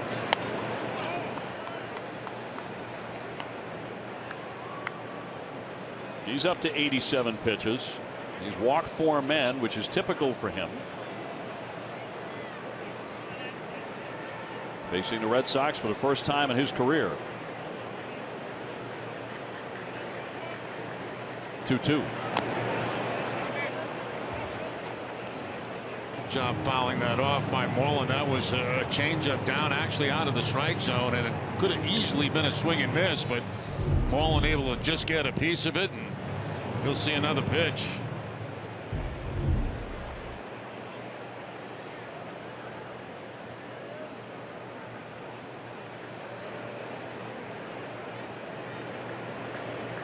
He'll try again on the 2-2 offering, and swung on and missed. Down he goes, dropped by Pena. He's going to have to throw him out at first base. Moreland went about halfway. That's a strikeout, and there are 2 gone. Stay on top of the latest Red Sox news with NESN's free Red Sox text alerts. From breaking news to in-game alerts, NESN will make sure you're in the know.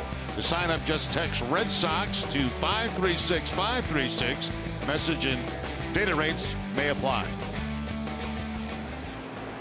2 up, 2 down for Jackie Bradley, who has struck out and grounded out. Bases are empty. Red Sox ahead 1-0. We are in the 6th inning.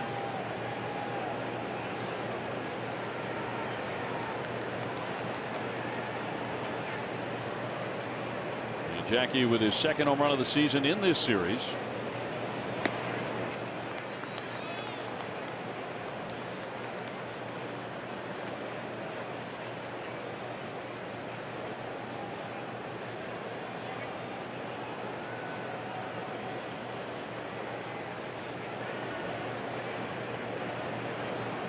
Rutledge would hit next.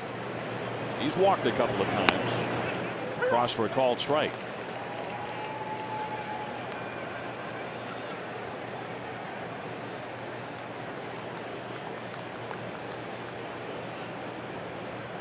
Jackie turned 27 back in April. He foul tips that one, and the count moves to 2-2. It's kind of one of those games for Bradley. It'd be nice to get a hit or 2 in this game. Follow up on performance last night. Keep things going in the right direction.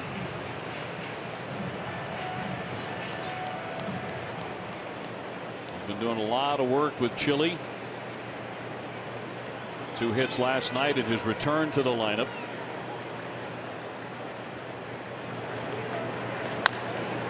Two and a ground ball again to Aguilar. He'll take it to the bag, and it's a 1-2-3 inning here in the 6th. 1-0 Boston.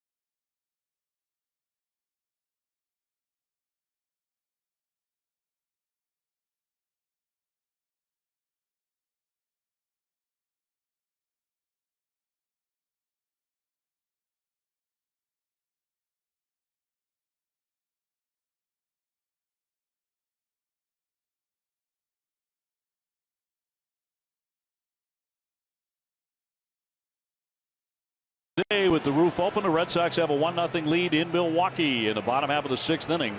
And Eduardo Rodriguez is working on a string of 13 consecutive batters set down. Going back to the only base runner and the only hit against him. Second batter in, that was Broxton with a double. And he was erased by Vasquez trying to steal third. Now you wonder about those shadows beginning to make their way to home plate. Creeping in from the first baseline because of the dome that is open here today. Pena's 0 for 1. He's grounded out to second. Pedroia has been quite busy. Jared Hughes now loosening in their bullpen. Nelson, the starter, is scheduled to bat third in this inning. Ground ball deep short, and that's through for a base hit. So Pena's on with their second hit today. Yeah, Pena getting on a changeup that time from Rodriguez. Not really that bad a pitch. Just makes good solid contact and puts it in that hole between third and short. Out on his front foot a little bit, but makes the good contact, and leadoff man on here in the 6th inning. Let's see how they play this. Now Arcia, the batter, Orlando Arcia, is 0 for 1 with a fly to center. Just a .217 hitter. Red Sox ahead 1-0.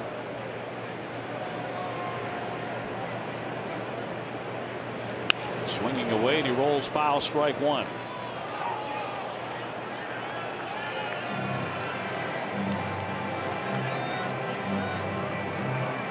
Nelson, the pitcher, has come to the on-deck area.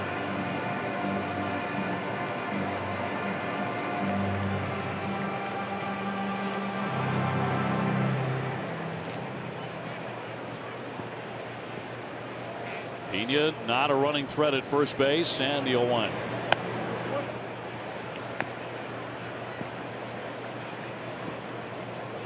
You go back the last 20 starts for Rodriguez since the All-Star break of last year. His ERA is .320.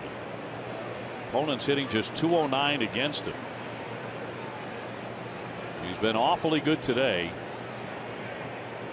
allowing just 2 hits here into the 6th. And a pop-up. Bogart's on the back pedal, and there into the outfield. He'll put it away. Time for a game break, brought to you by Jordan's, the furniture store of the Boston Red Sox. Here's our man TC.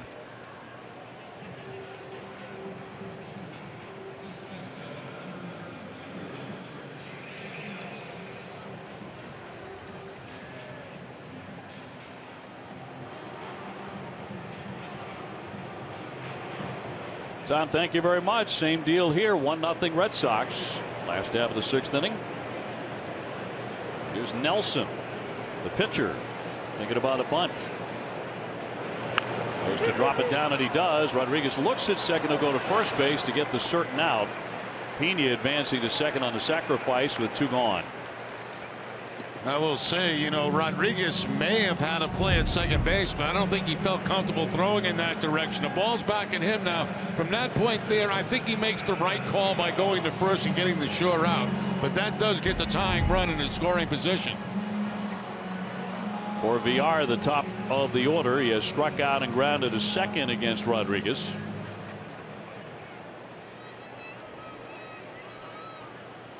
Runs hard to come by here this afternoon in Milwaukee.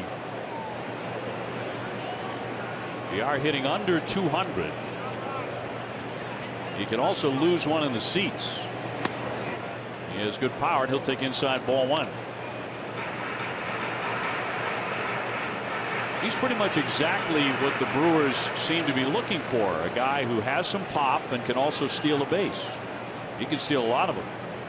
62 last year. Rodriguez pitching from sunshine into shade, and a 1-0. That disappeared. That's a good changeup again. It's been a very, very good pitch for Rodriguez today. Remember now, Vieira struck out 46 times, including the one today, to lead off the ball game, and that's what Rodriguez would like to get right here. A tying run at second base for the Brewers and Pena. 2 down. Line drive, and going to tie up the ball game. Into score Pena, into second BR, and it's a 1-1 game here in the 6th inning. BR gets the fastball inside and cleans it out against Rodriguez.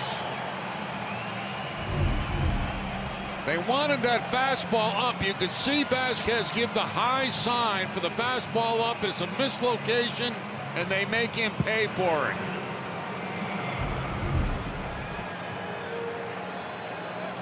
Now you've got to keep your eye on BR at second base because he's liable to take off and go to third. Try to throw a bad throw like happened last night. The hitter will be Keon Broxton, who does have a double. He's also struck out 1 for 2. Locked up at 1-1 in the 6th.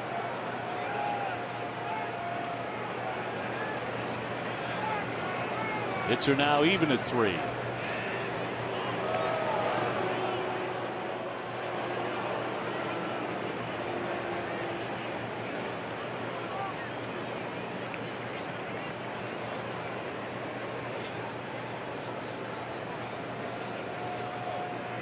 First time in the game that Milwaukee has had more than a hit in an inning.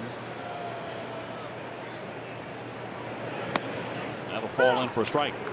That's one of the few times today that Rodriguez has missed his spot. They wanted to go with a high fastball. Instead, it was down and in. And BR cleans it out.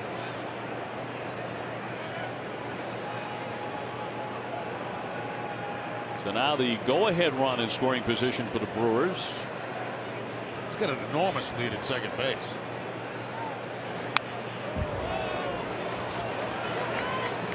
Left with 2 outs. You know, a lot of times infielders won't hold the guy on because they want to play as deep as possible and knock down a ground ball, keep it out of the outfield, and maybe save a run. I think what Bogarts is telling Rodriguez right now is, you know, maybe change the signs, and he's calling out Vasquez, change the signs, or at least, you know, give him a couple of looks over there behind him because he's liable to take off. But I think the changing signs is what they're doing. He certainly is taking liberties with that lead. Yeah, it certainly is. And with 2 outs, that's what you can do.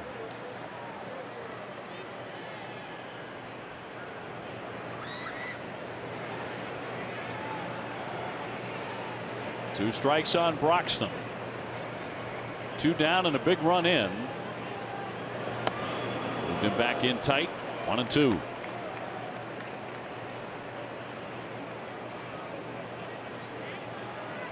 Come the 7th, Red Sox have due up Rutledge, Vasquez, and Rodriguez.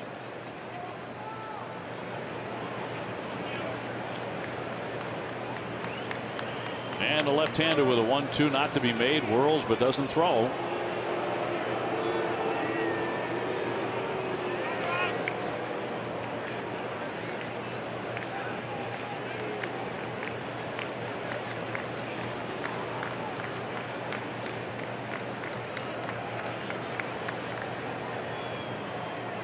Trying to fan Broxton for the 2nd time.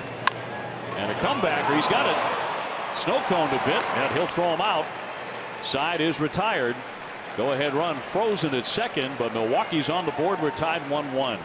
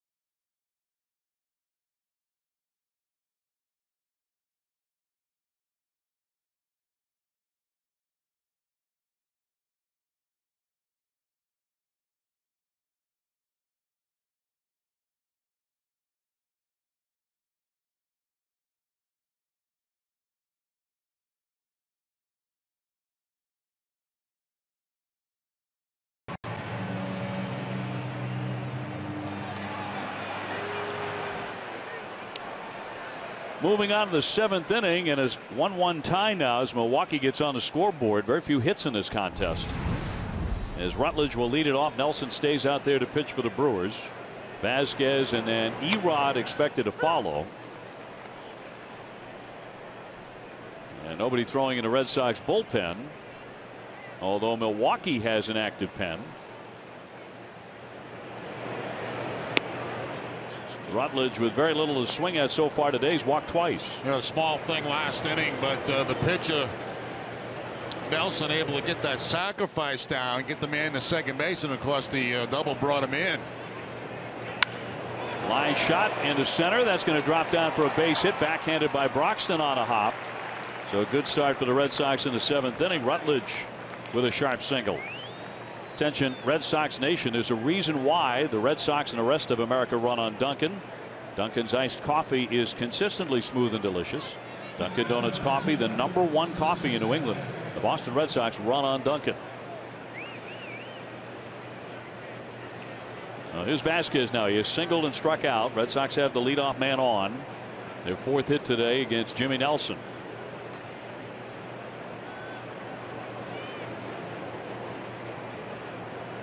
Vasquez hitting at .360, goes after the first pitch, and a foul, strike 1.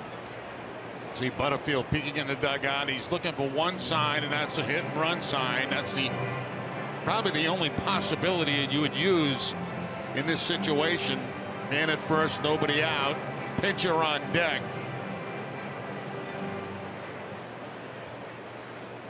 And Vasquez handles the bat pretty well. Gaping hole on the right side. And the 0-1, he's bunting, pulls it away, and a ball. 1-1. Once again, the long look in by Butterfield, looking for the signs, and then he'll relay them to the first baseman and also to Vasquez.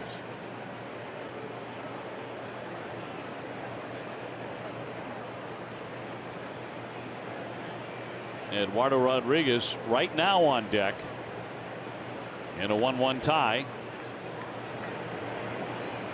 Runner goes threw his bat at that, and he popped a foul out of the range of Aguilar. Yeah, that's one there, and it's a tough decision to make as a hitter. If the ball's gonna bounce, you know, you don't have to swing on a hit and run. It looked like that ball might have bounced right there, but he does make the contact. Yeah, that's one. It's the only pitch you don't swing at on a hit and run count is one that bounces, because that means the catcher's probably not going to play it clean, and you get the man to second base. Everything else you've got to swing at, but that was a borderline one that he probably could have left go. Could have had a wild pitch there too. Might have wound up with a backstop, but he made contact. So the 1-2 and foul on the ground. See, what they were trying to do there is go hit and run, play first and third, get the pitcher to the plate, Rodriguez, have him try to sacrifice, and at the same time have the man at third base. If the ball's, you know, on the ground, if he's able to push it to first base and have the runner at third go ahead and score on like a safety squeeze. They wouldn't put a suicide squeeze on with Rodriguez up, but they put on a safety squeeze. But that's by the board now, unless they still go first to third. Rutledge on at first base after the leadoff single. Tied up 1-1 in the 7th.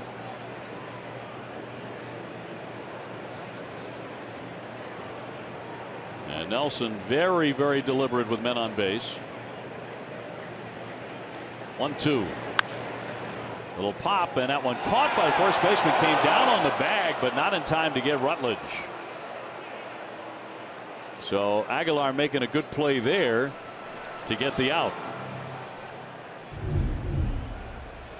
Just a little bloop, and this became very close at first base. He jumps, he comes down on the bag, but Rutledge able to get back, and it looks like that's going to be it for Rodriguez this afternoon as Young has come out to the on-deck circle. And of course, National League Baseball here, no designated hitter. Pitchers hitting for themselves, and despite the fact that Rodriguez really pitched a fine game, he has to come out because of the score, tied 1-1. And Derek Johnson, their pitching coach, seeing Young about to be announced. We'll come out with a scouting report on Chris Young. Red Sox with a base runner, now 1 away. Young to pinch hit for the pitcher. Fans, don't miss NESN Live weeknights at 5:30 on NESN. Catch the latest of all your favorite New England sports teams. NESN Live is presented by Cross Insurance.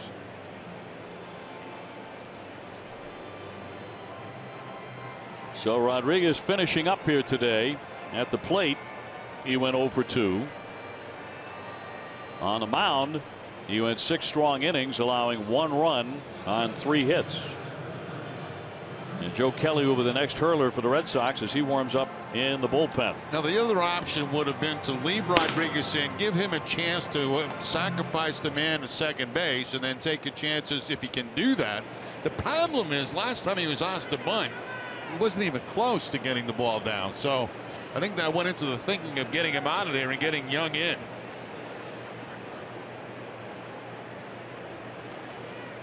Chris hitting .270. He's homered twice on this trip. Both of those came in Minnesota, and he will look at ball 1. You know, that's how the Brewers got their run last inning. They had the pitcher come up with the 1 out, sacrificed the man to second base, and then of course they drove him in. Rodriguez pitching line brought to you by Ace Ticket. Rutledge still there at first base with 1 away.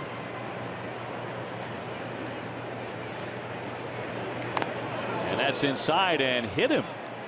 That got him. So Chris Young struck by the pitch, and again we talked about it early in the game. Nelson over the last 2 seasons, 30 hit batsmen. You figure that was just a matter of time. Now the Red Sox have runners at first and second with 1 away. They're going to look at this, I think, the Milwaukee Brewers, and see it sounded like bat.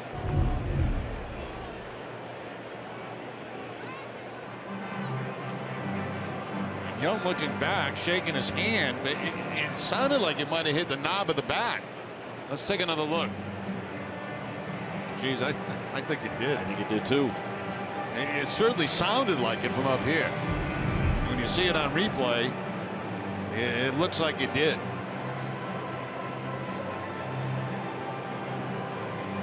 Chris Young was shaking the hand a little bit, but not like you might expect if a guy got it off the knuckle. No, that's like an automatic response. You know, oh, it hit me. See? Yep. This one may come back. I'm with you. You go by the sound, which sounded like wood, and the fact that it went straight down pretty much. I'd say that's off the bat. They're going to bring him back. Yeah. And this is the proper call. So no hit batsman. And Rutledge retreating back to first base. So the Red Sox don't catch a break there.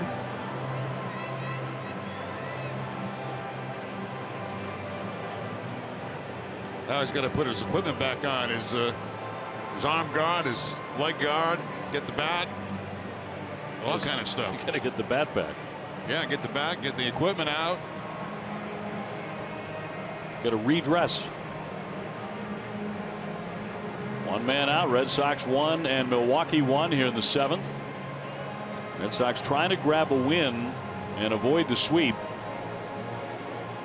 A loss here today for the Red Sox would push them to the 500 mark at 17-17.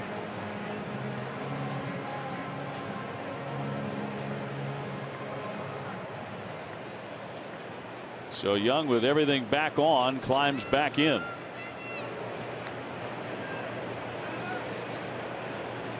One ball and 1 strike. And 1 out, 1 on. 1 and 2. I think that's one Young would like to have back again. That was a bit of a hanging slider that time.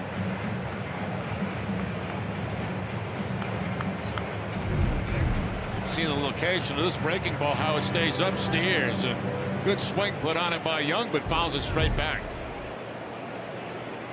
Betts on deck. Sox with only 4 hits here this afternoon. Brewers only have 3.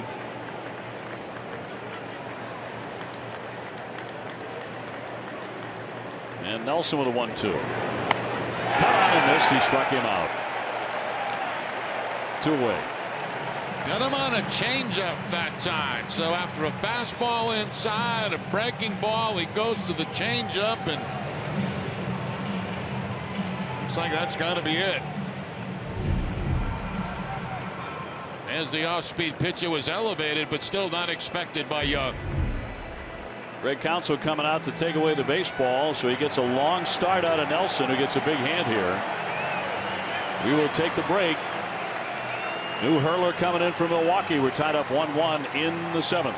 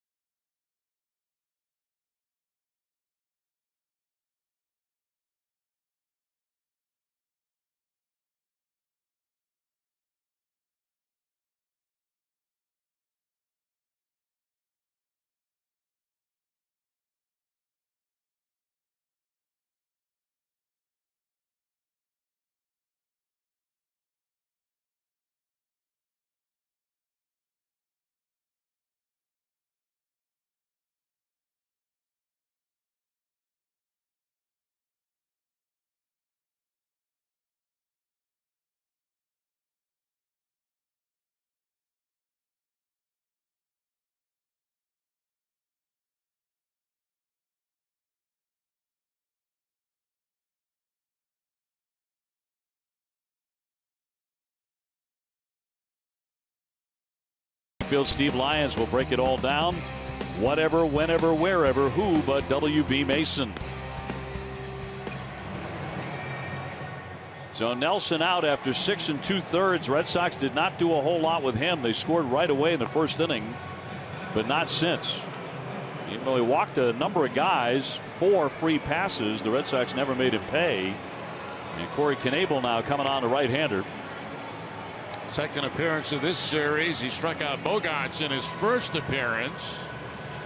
Started the season out of the Sable list. And actually unscored upon in his last 8 appearances. Mookie Betts will look to change that. He's been on base 3 times with the double and 2 walks. Rutledge on at first base, but 2 gone here in the top half of the 7th.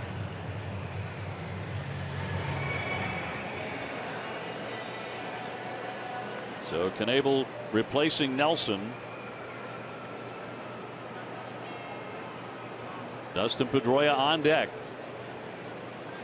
There's 7 hits for the 2 clubs combined. Red Sox with 4 of those. And Knebel ready. His first offering to Mookie. High for ball 1. Good fastball at 96 miles an hour that time for Knebel.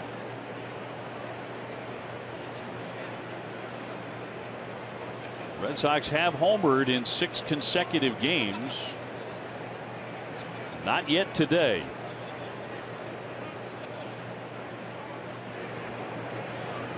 And the 1-0. And a breaking ball for a strike.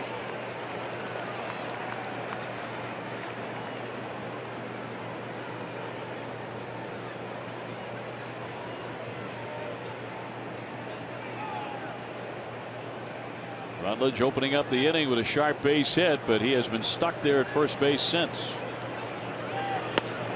That's a strike, and it's 1-2.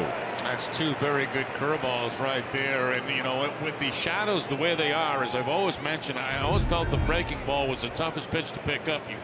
You can't see the spin on the baseball.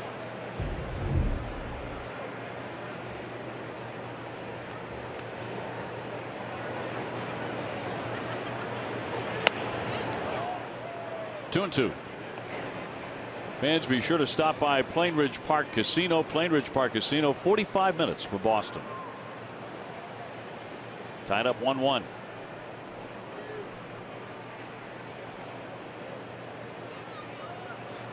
And the 2-2 to Mookie. Knocked it foul out of play to hang in there.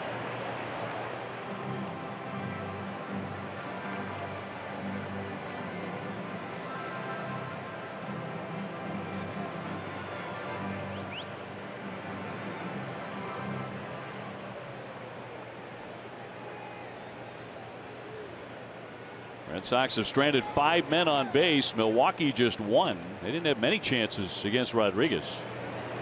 2-2, runner goes. Fouled off. Had Rutledge in motion.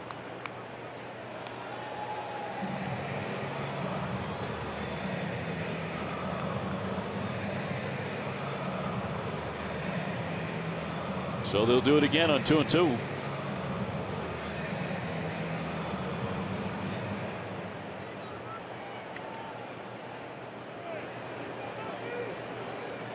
Betts has been cooking on this road trip.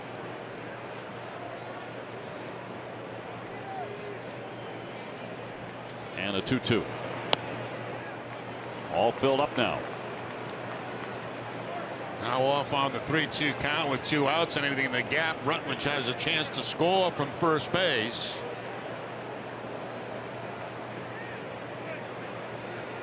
Mookie Betts has reached in 13 of his last 19 plate appearances. Every time you look up, he's been on base 3 times today. Knebel's 3-2, runner goes and swung on and missed. Down he goes, strike 3. A rare K for him. 1 man left in the middle of the 7th. We're in a 1-1 tie.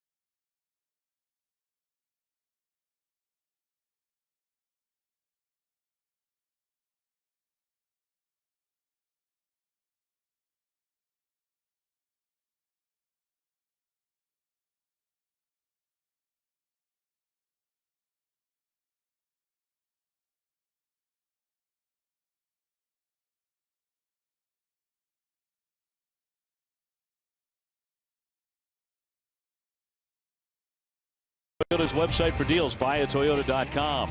LL Bean, inspiring products designed for a reason. Franklin Sports, the official batting glove of Major League Baseball. Plainridge Park Casino, 45 minutes from Boston. And Subaru Retailers of New England. Getaway day for the Red Sox here in Milwaukee and Miller Park. We're tied up 1-1. Bottom of the 7th inning. This one in the hands of the bullpens. That means Joe Kelly makes an appearance.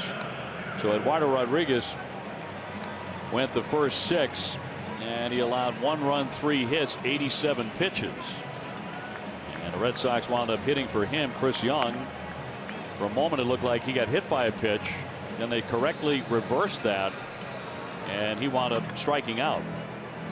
And the Red Sox stranded a base runner in the top of the 7th. So Kelly coming in 2-0 with a .212 earned run average.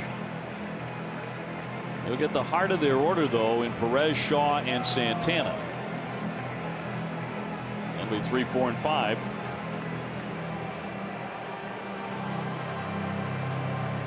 Now, Braun had a calf injury last night. Not expected to be anything serious, but We'll see if he's available to hit. And Thames might too. And that one is high and tight. Ball one on Perez, who has flied out and struck out.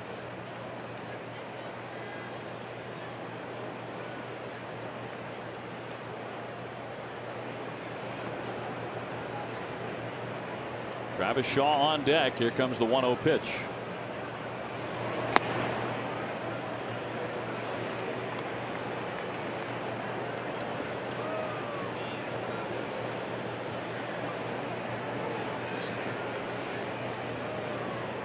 Kelly in 17 innings has walked 9 men, struck out 7.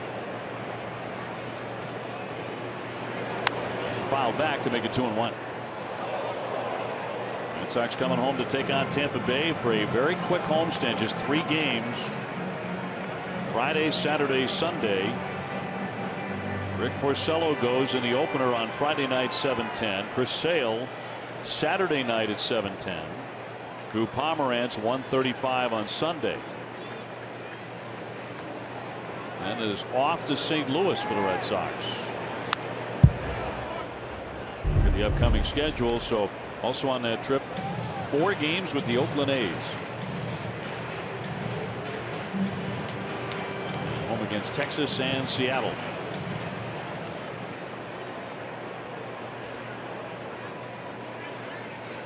Kelly looking for a strikeout here. 2 balls, 2 strikes on Perez.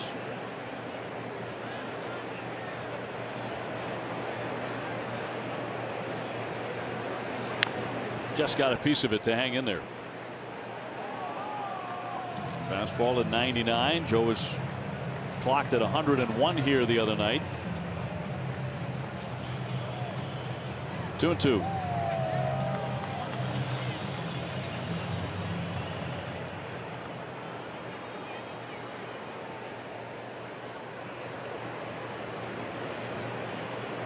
Shaw waiting on deck. The 2-2 and lofted foul out of play. Well, Eduardo Rodriguez pitched awfully well today, and he will wind up with no decision. Yeah, today, in my opinion, is one of the best days that he's had all season long. He's had some good ones, but he was pretty sharp. He made one mistake with location in the 6th inning, and it really hurt him to give up the 1 run. Otherwise, he'd be in the game right now. Yep. He'd still be on the mound.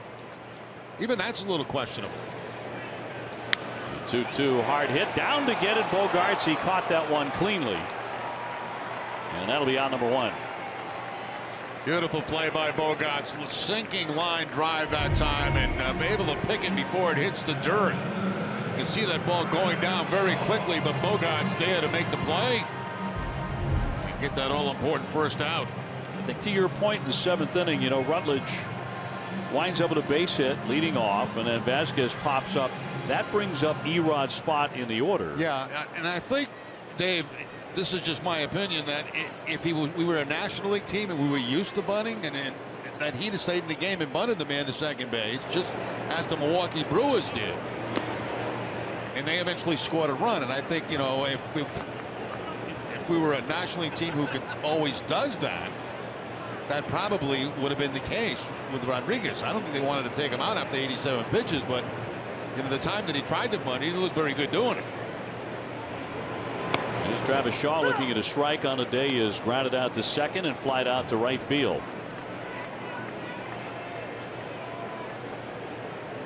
Yeah, Rodriguez pitching so well at that time, and as you mentioned, a low pitch count. It's a tough decision to make, to take him out of the game. The 1-1. Fastball, foul ball. 1-2 on the former Red Sox third baseman.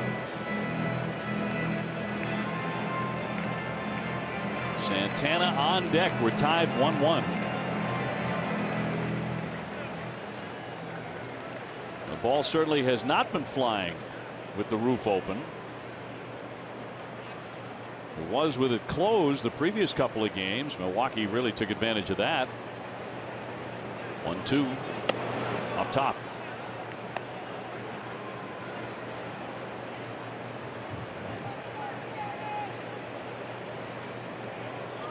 Travis, of course, the son of a major leaguer, twice drafted by the Red Sox. Travis's dad and he both represented by the same agent. 3 balls, 2 strikes.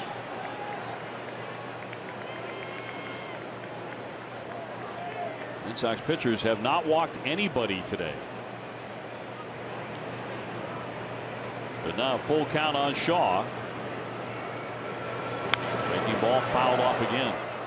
Came back with a curveball.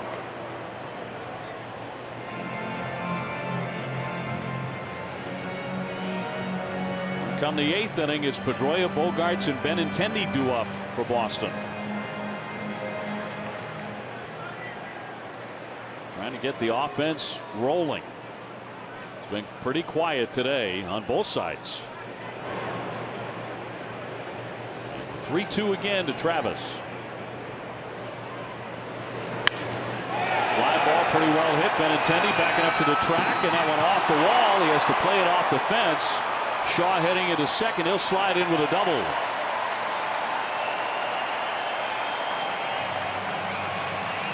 Three-two count, and Shaw gets the breaking ball, it looks that time, from Kelly to take it to the opposite field. Yeah, he tries the curveball, but it stays up, elevated into the outside part of the plate. And Shaw almost took that ball out of the ballpark. It's about 3/4 of the way up the fence.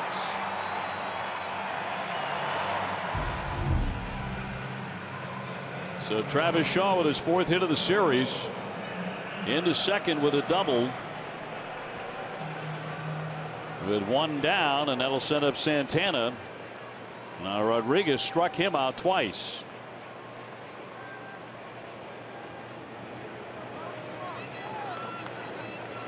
He's their number 5 hitter today, has 5 home runs, and looks at strike 1.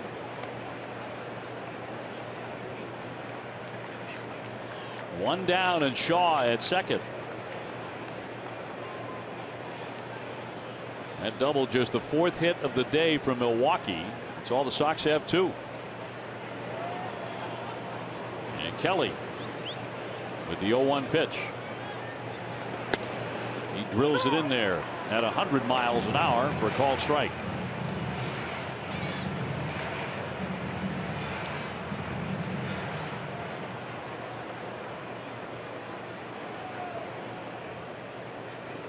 Jesus Aguilar on deck. And a 2-strike pitch to Santana. Red Sox trying to strike him out for the 3rd time here this afternoon. And exactly what happens as he goes down hacking. That's interesting. He struck out twice on changeups from Rodriguez down. Now this time Kelly goes upstairs with the fastball.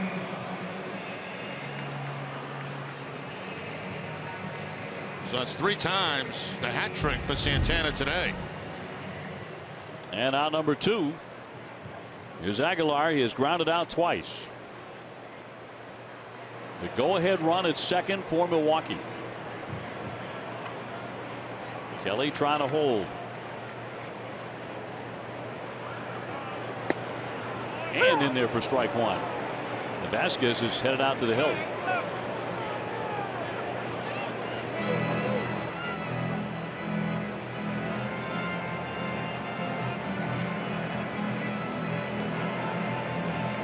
So to count 0-1.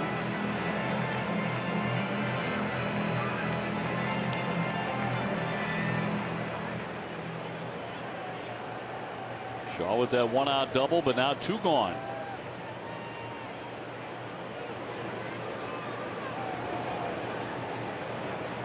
And Kelly with a 1-strike pitch. Liner scooped up by Rutledge. A terrific play. Throws and gets him. The best defensive play of the day, and turned in by Rutledge in a key spot. If it gets by him, they have the lead. We're tied at 1.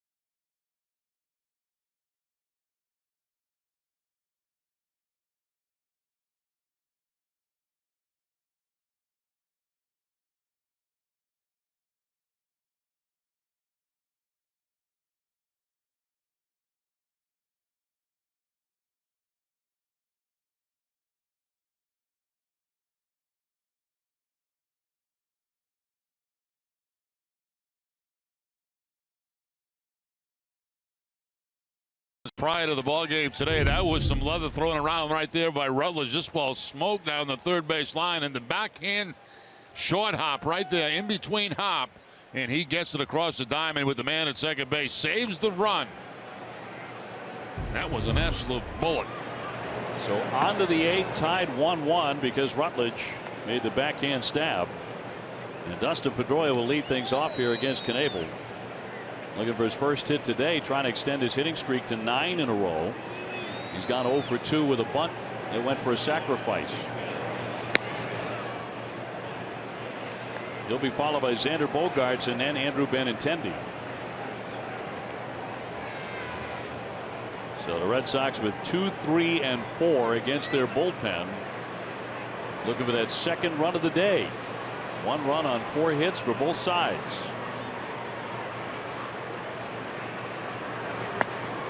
Down on a knee, takes it high. That's ball 3.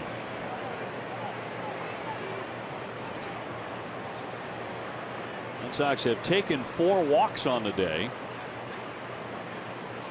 and none of them have come in to score yet. The 3-0 pitch and a strike. Yeah, the only run the Red Sox got, they really should not have got. Aguilar making a terrible play at first base, allowing a run to score because the runner was not going. And then after the bad play, of course, the run did score. Only run the Red Sox got, it was in the first inning. Mookie Betts scampering home. 3-1 and a fly ball that's well struck toward the alley. On the move, Broxton lunges, can't get it. That'll hop up over the wall. And Pedroia has a double to begin the 8th inning. And a 9-game hitting streak. Yeah, big hit for Pedroia. Leadoff double here in the 8th inning, and ran that count to 3-1. Gets the fastball and finds that gap. You don't see him hit that many balls in that particular part of the ballpark. One big bounce over the fence for the ground rule double. The Red Sox in business here in the 8th inning. His 5th double during a hit streak and batting .323 in it. Xander Bogaerts now ran his hitting streak to 14 in a row with a single in the 3rd. It's Barnes throwing in the pen. Tied 1-1 here in the top of the 8th. Leadoff double for Pedroia. A great time for Bogaerts to go to the opposite field here. If you get a base hit, you might score the run. If you don't, you move that man to third base. That sneaks in there for strike 1. Right at the hollow of the knee. And now Pena, the catcher, out for a conversation.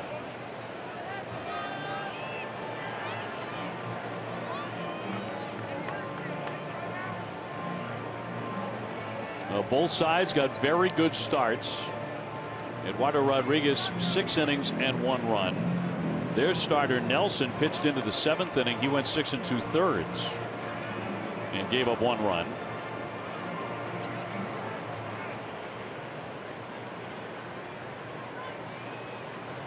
So it comes down to the bullpens here this afternoon. Here comes the 0-1 to Bogaerts. And Pedroia back to first base. Second base. Red Sox now with 5 hits. Milwaukee with 4. Benintendi on deck and the 0-1. And a good stop there by Pena. He's made a number of those today. That's a big play by Pena behind the plate. That ball gets by him. Pedroia's at third base with nobody out. Because again, those breaking balls, as you can see, they'll kick back toward the catcher. And that gave him an opportunity to knock that ball down, block it, and keep Dustin at second base. Now Bogaerts hitting out of an RBI spot. He has 9 so far this season.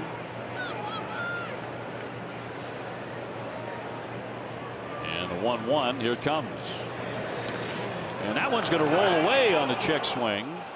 No advance. Now Pedroia lost sight of it. That's why he didn't go, and he's upset with himself at second base. He couldn't see it, and I think it might have been the pitcher blocking it. Let's see. The ball gets away. He starts to go, but then he can't read how far the ball is from the catcher. That's one he could have easily made third base, but he couldn't read it. And if you can't read it like that, you're better off staying in scoring position.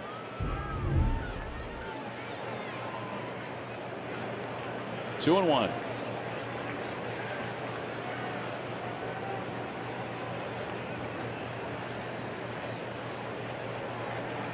Breaking ball, swinging a base hit into left field. Pedroia into third base. He'll stop there as Perez scoops it up. And the Red Sox have him on the corners, first and third with nobody out. Now, good job by Bogart. Second time today he's got the breaking ball to pick up a base hit. 2 for 4 afternoon going. Looks like a knuckle curve right there that he tops between the hole at third and shortstop. And Pedroia has to hold up, as you can see, to make sure the shortstop doesn't make the play on it, and then is able to go to third base. And Derek Johnson, their pitching coach, will stroll out to the hill with Benintendi the batter. He's been quieted so far today, 0 for 3. Red Sox trying to push across that go-ahead run. We're tied 1-1 in the 8th. Benintendi has flied out twice and grounded out once. Stay tuned for Red Sox Final presented by Plainridge Park Casino. TC, Tim Wakefield, and Steve Lyons will break down the key moment of today's game and preview the Tampa Bay series. Now here's a case, Dave, where they have no lefties in the bullpen, none. And you get back-to-back left-handers coming up, and Benintendi and Moreland, no lefties to call on. So they have the right-hander Jacob Barnes loosening. Matt Barnes is loosening for the Red Sox. They are not related. Benintendi, the top RBI man on the Sox with 22. And the Red Sox with a man at third and another at first, and nobody out in the 8th. Benintendi also leading the Red Sox in hits, tied for the lead in home runs, leads the Red Sox in runs and RBIs and in slugging.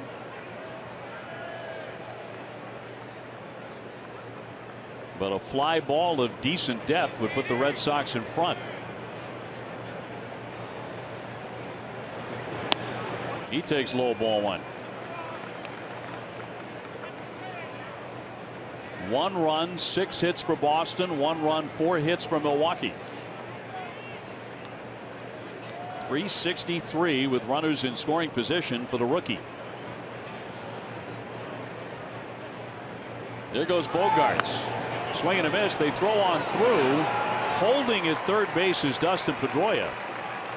Now, the only time you might see a double steal in that situation is with 2 outs in the inning. Nobody out in this inning. That's a straight out steal for Xander Bogaerts. And a pretty nice play there to keep that ball out of center field and allowing a run to score. So second and third.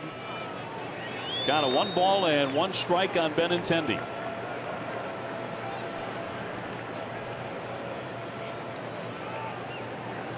Pedroia 90 feet away, and the 1-1. Checks, and it's inside. Infield in tight for the Milwaukee Brewers. I doubt with nobody out they'll be sending Pedroia on contact. 1 out, that would be a different story. Benintendi has had an excellent road trip at the plate. 2-1. Now to count his way, 3 balls and a strike. No guarantee he's going to see a fastball in this situation either. First base is open.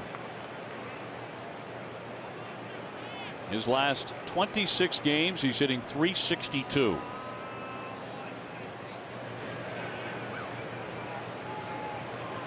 And Abel ready, man, the 3-1. Big cut and a miss. Oh, he did see it. Right down the middle of the plate, too, right in his happy zone. At 97.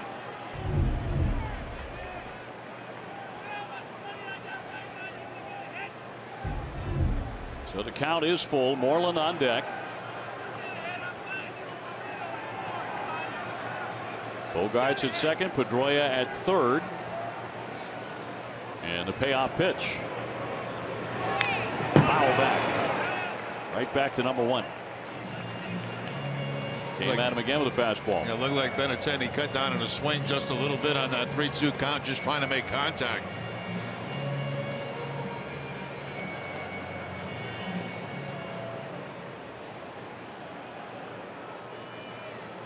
The Red Sox have not had a late lead in this series. Trying to get one right here.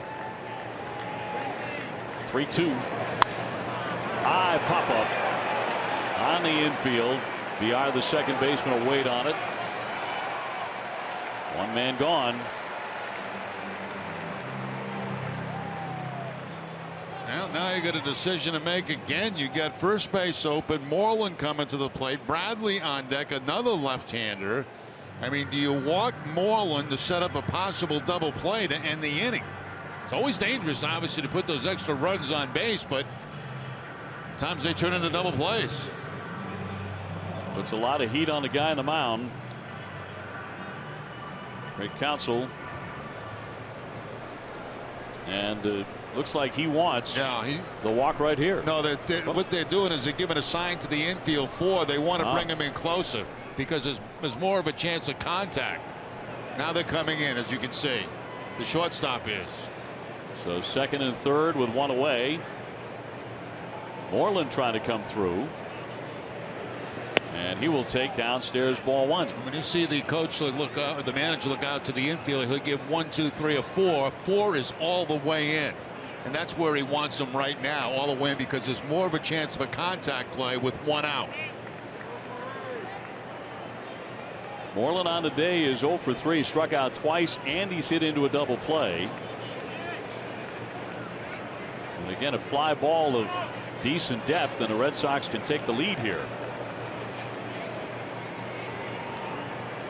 Moreland at 270 with a pair of home runs, and now Pena wants to go out for another conversation. He'll be joined by BR, the second baseman.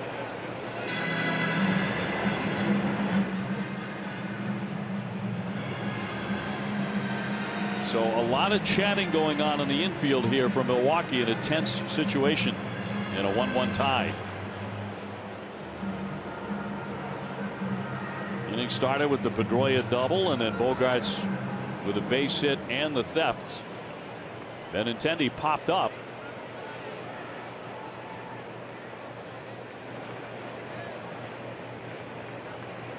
And now the 1-0 to the lefty hitter. Ball 2.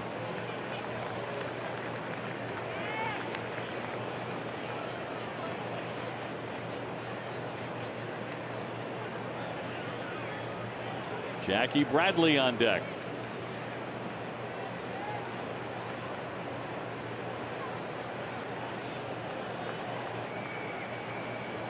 And a good count for Moreland. Here comes the 2-0.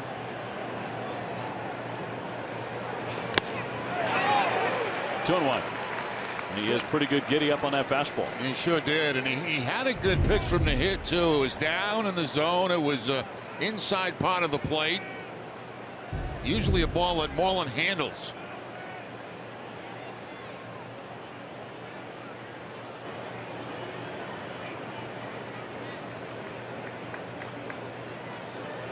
Pedroia leading away from third. Here comes the 2-1. Now 3-1.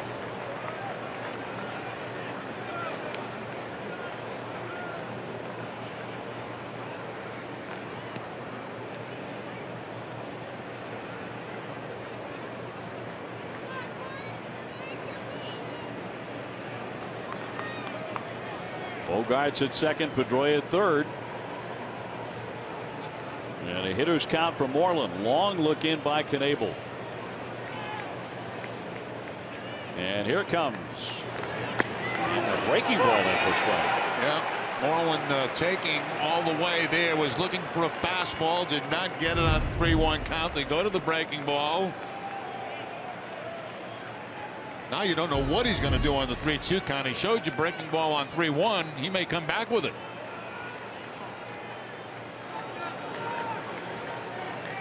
Tied 1-1 in the 8th.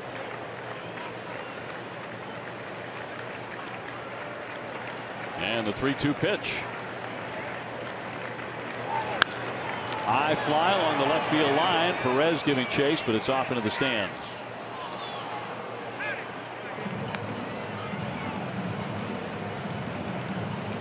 So back at it on 3-2.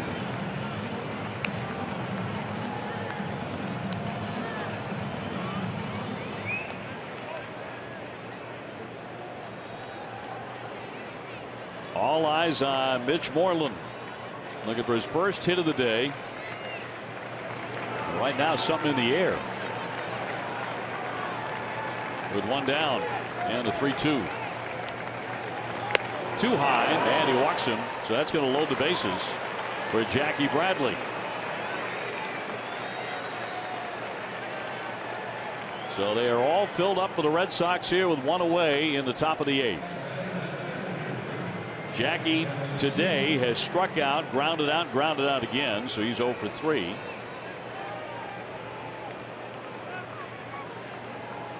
Of course, now a double play could get Milwaukee out of the inning. Now it looks like the infield going back to the 2 position. That's the double play position.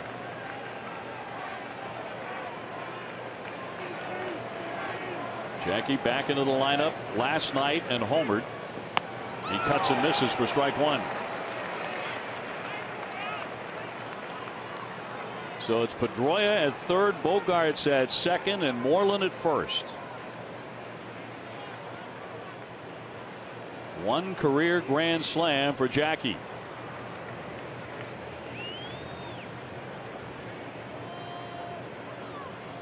And Knebel's 0-1.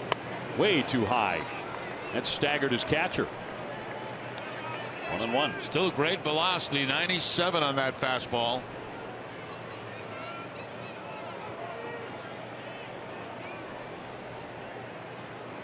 A double, a single, a walk. Rutledge waiting on deck. And right now it's up to Jackie Bradley. Here comes the 1-1. And that is inside. They're giving him a big hole too between center field and right field. They're shading that center fielder over toward left field. Big gap. Right center field.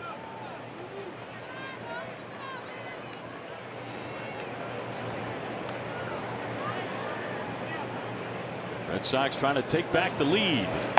And that is up high for ball 3. So the count goes to 3-1 on Bradley. One more like that, the Red Sox will have the lead.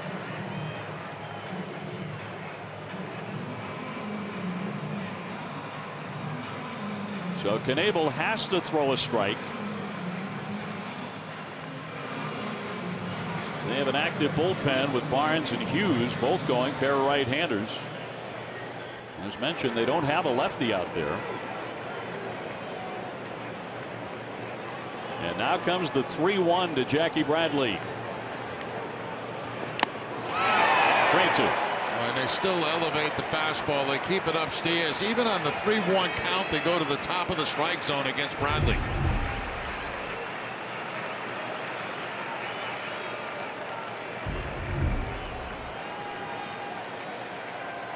Three-two coming. And down he goes. 2 away. Was there any doubt what they wanted to do with Bradley in that at bat? Every single pitch was above the belt. Every single one. And this last one just a little bit above the strike zone, but probably too close to take. Huge strikeout. Now Rutledge should be a real hero with a base hit here. He had made a great defensive play to end last inning. Has a chance to put the Red Sox ahead in this game. Well, today 2 walks and a single for Josh Rutledge. Bases loaded, 2 down. In an inning that began with the Pedroia double, he's on at third. Going back to the 7th inning with a man at second base. Rutledge on the defensive play, the backhanded scoop. Gets he out at first base. Red Sox go to the dugout. Now he's got a chance with the bases loaded. He has 3 RBIs on the season. Here's the 0-1 pitch from Knebel. And he got a piece. He's behind 0-2.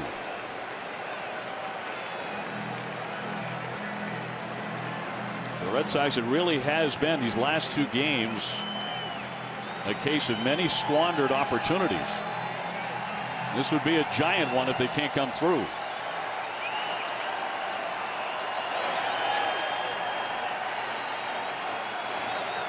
They lead all the way around, and now Pena wants to have another conversation.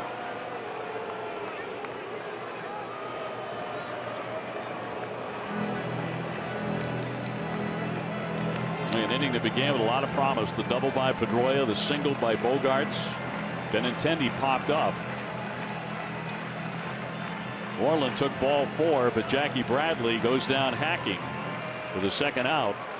And now 0-2 on Rutledge.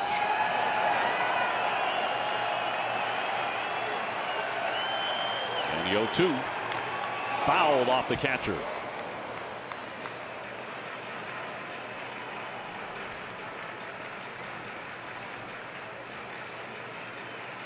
The Red Sox with a golden chance here in the 8th inning, but 2 outs and 2 strikes.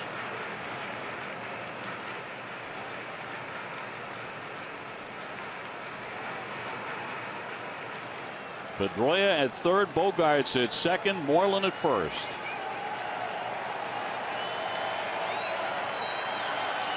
And Knebel with the 0-2. He struck him out. The Red Sox leave the bases loaded in the 8th inning. Still tied 1-1.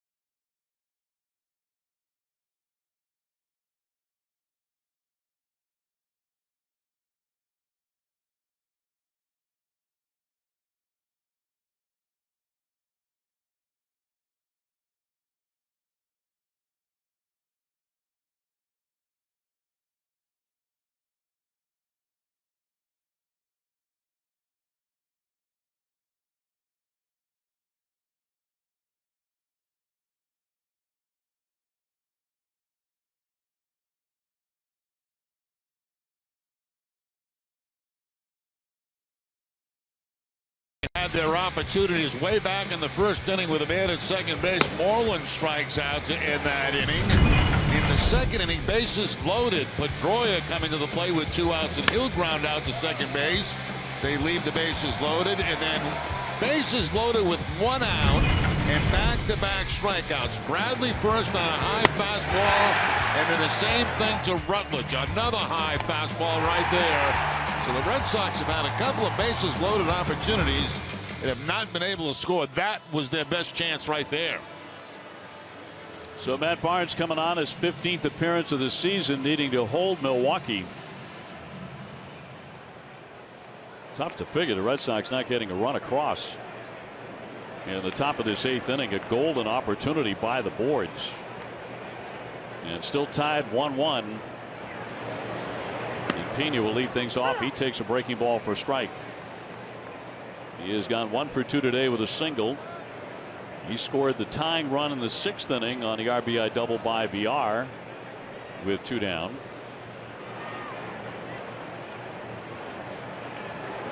Heaney with 1 home run this season. Quickly behind 0-2.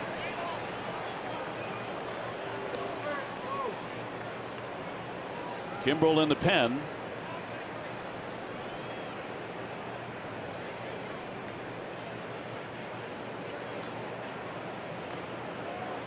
Arcia on deck, and then the pitcher's spot due up for the Brewers. And the 0-2 from Barnes.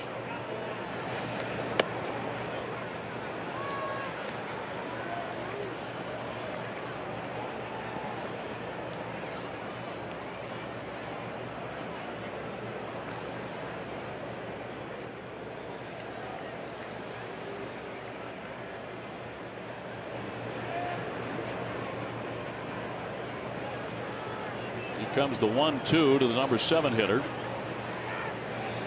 And he pops that one foul out of play.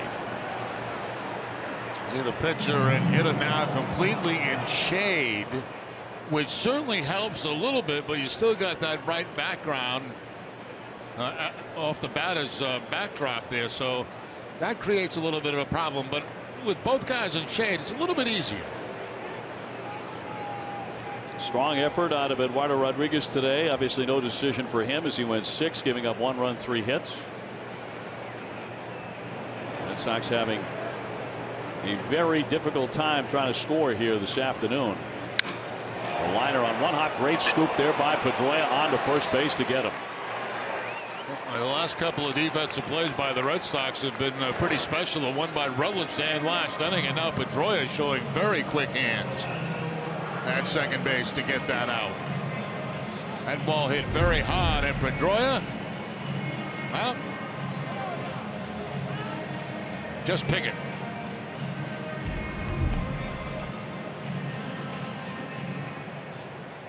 So 1 gone, and Arcia will climb in. He's fly down and popped up 0 for 2 today. Milwaukee only has 4 hits. Well, it's one of those games, and Red Sox have had a couple in this series where you feel like they ought to have about a 4 or 5 run lead. They've left 9 men on base for the 2nd consecutive day. Neftali Feliz warming in the bullpen for the Brewers. Looks like Jed Bandy has come to the on deck area, and he would hit the pitcher spot for the Brewers. One of their catchers. Bases empty and 1 down, tied up 1-1 in the 8th.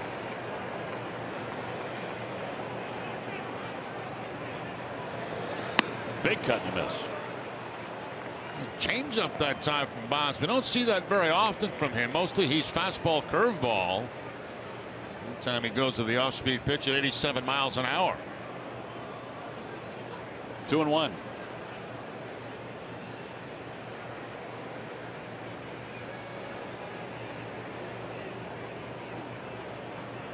Barnes trying to put away the number 8 hitter. Now 2-2. Another changeup at 86 that time.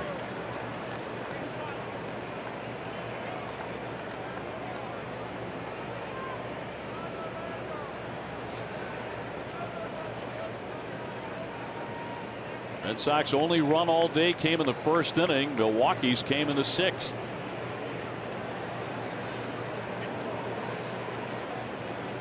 Two on the way, and he spoiled that one.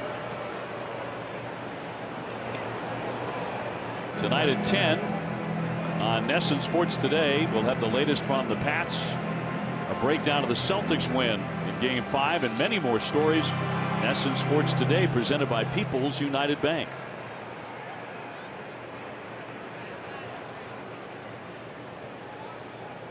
He'll try again to strike out Arcia. That one rolls by everybody. A check swing. They did appeal to the first base on Carlson. The count now 3-2. Red Sox have to win today to come home 3-3 on this trip. Of course, if they drop this one, Milwaukee sweeps his 3-game series.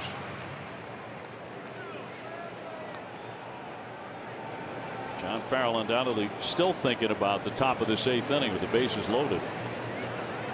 and 1 out, and the Red Sox could not score. The 3-2, and he jumps back. He walks him. So Arcia is on. That is the first walk issued by the Red Sox pitching staff today. Great seats still available for Dead & Company at Fenway Park, June 17 and 18. That's all part of the Plainridge Park Casino Fenway concert series. Visit redsox.com/Dead & Company to purchase yours today. Well, they made a switch. It's Bandy went back to the dugout, and Thames is being introduced. And the crowd loves that. Eric Thames with his 13 home runs.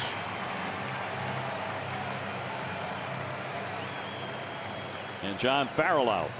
Looks like he may make a double switch with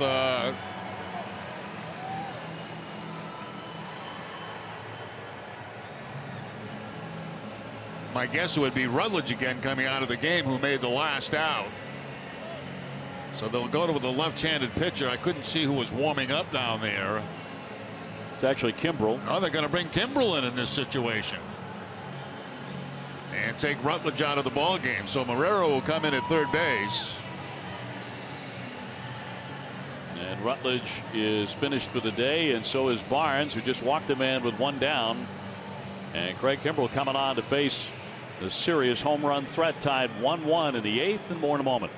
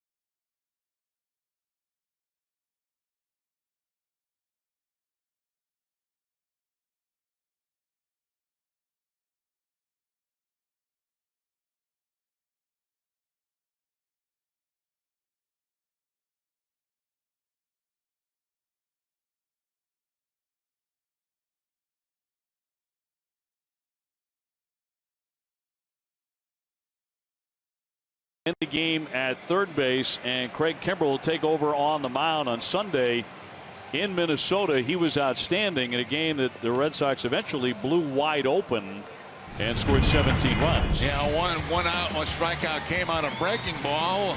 You see that one questionable. Joe Mauer didn't like it, and then a fastball just blew it right by. And boy, Kimbrel on here shows you how the club is going right now, bringing Kimbrel in here in the 8th inning in a tied ball game on the road. And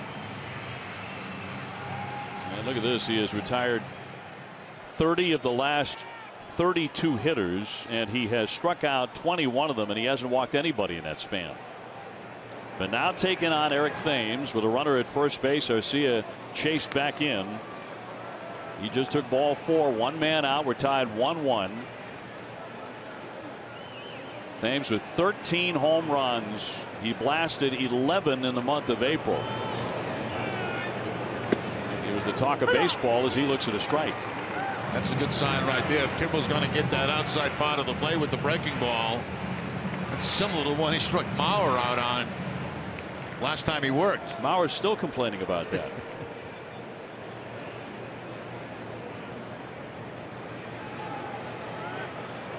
And the 0-1. Home run cut. He comes up empty. This challenge time that time with a 98-mile-an-hour fastball to a power hitter.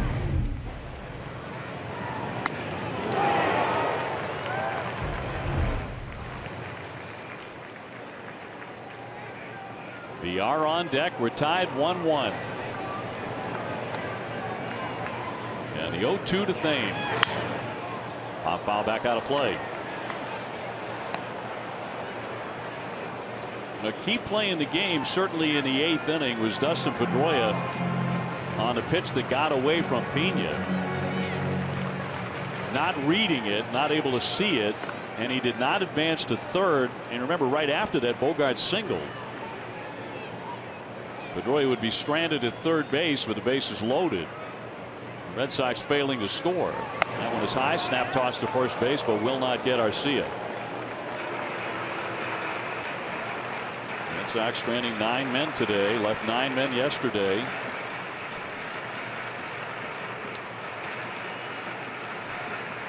Kimbrel trying to put away Thames.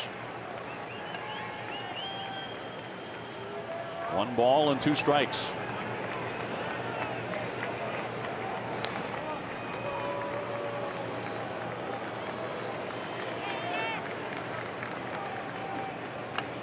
Brewers a team that will run. He tried to early in the game, the very first inning, but Vasquez threw out Broxton at third base trying to steal.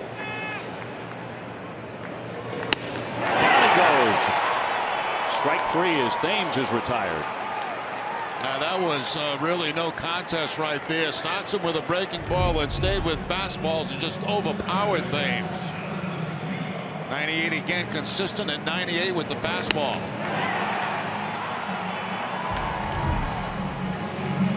So 2 down. Jonathan Villar now, he has gone 1 for 3 with a double. That tied the game in the 6th inning and chased in Pena. But another guy who strikes out a lot in their lineup. And the first pitch will be up top for ball 1. Now you would think in some form or fashion that Pena, you may try to steal, you know.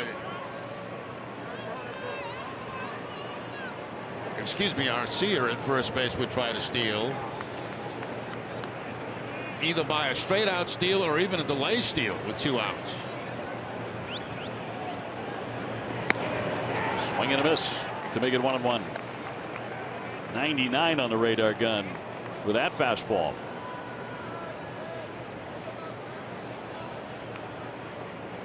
Bogart's right now telling Vasquez behind the plate, make him stop at first base, because last time he had kind of a walking lead towards second base. You could hear Bogart's whistle in.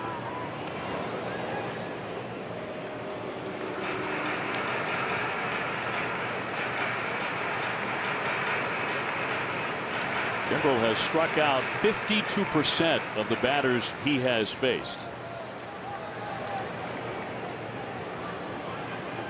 including the dangerous Eric Thames moments ago. 1-1. Ground ball off Kimbrel.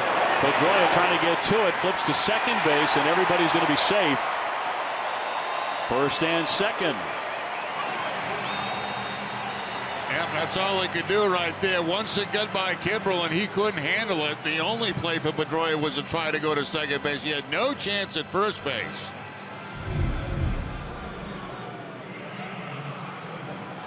Right between the legs and deflects off the glove, and that's really the only shot they've got right there. That'll be a base hit for Villar. Advancing Arcia down to second. He represents the go-ahead run now for Milwaukee. And Keon Broxton will climb in, 1 for 3 today with a double.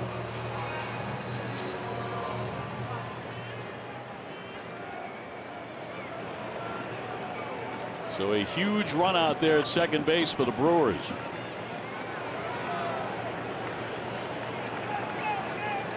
And Kimbrel trying to get back to strikeout mode here with 2 down. And he drops in, strike 1.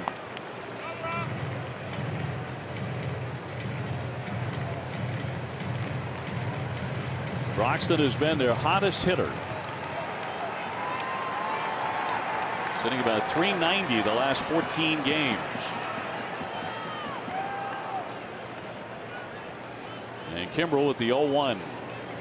Swing and a miss. That one gets away from Vasquez, and the runner will move up from second to third. So Arcia will stop there.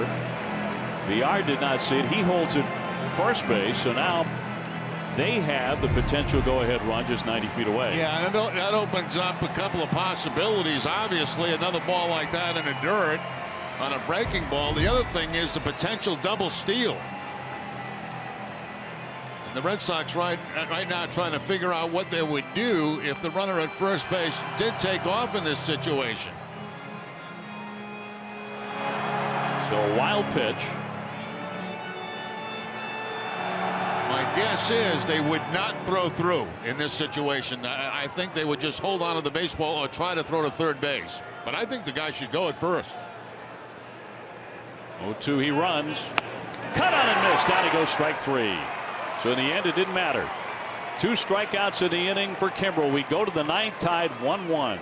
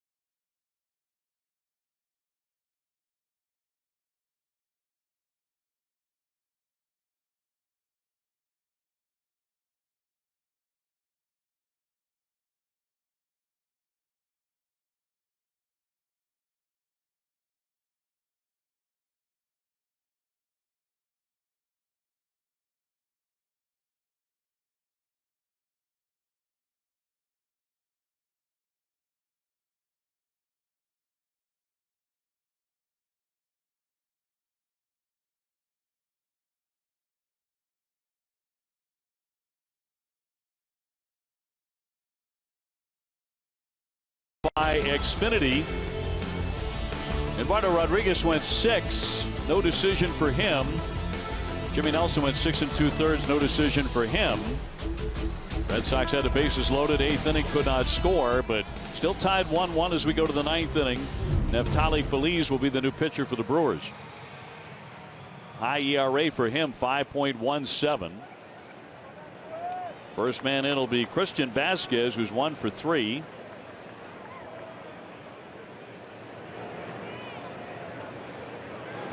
Red Sox with 6 hits and Milwaukee with just 5, and that'll be high for ball 1.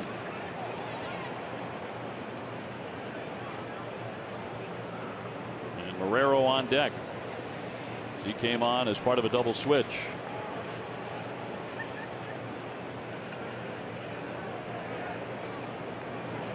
And the 1-0 to Vasquez will miss outside.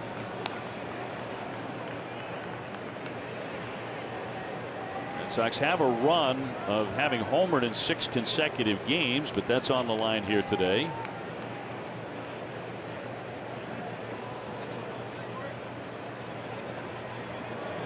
After Marrero, of course, Mookie Betts. And the 2-0 sinks downstairs for ball 3. That man on by a walk, sacrifice him the second, get a base hit to drive him in, and let Kimbrel take care of the rest.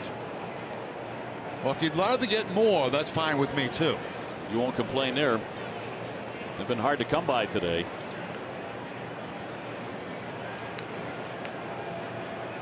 Red Sox have had a lot of scoring chances the last 2 games. Here comes the 3-0 pitch and the strike. Daytime baseball has been good to the Red Sox. They're 8-1 in their last 9 day games this season. But today a bit of a struggle. Phillies home with a 3-1. And he walks him to lead off the inning. For every Red Sox home run this season, Speedway donates $500 to Boston Children's Hospital. Stop by your local Speedway and quench your thirst with a refreshing fountain soda or Speedy Freeze, any size, just 69 cents. I would certainly expect, even though the Red Sox don't bunt very much, that Marrero would be asked to bunt in this situation.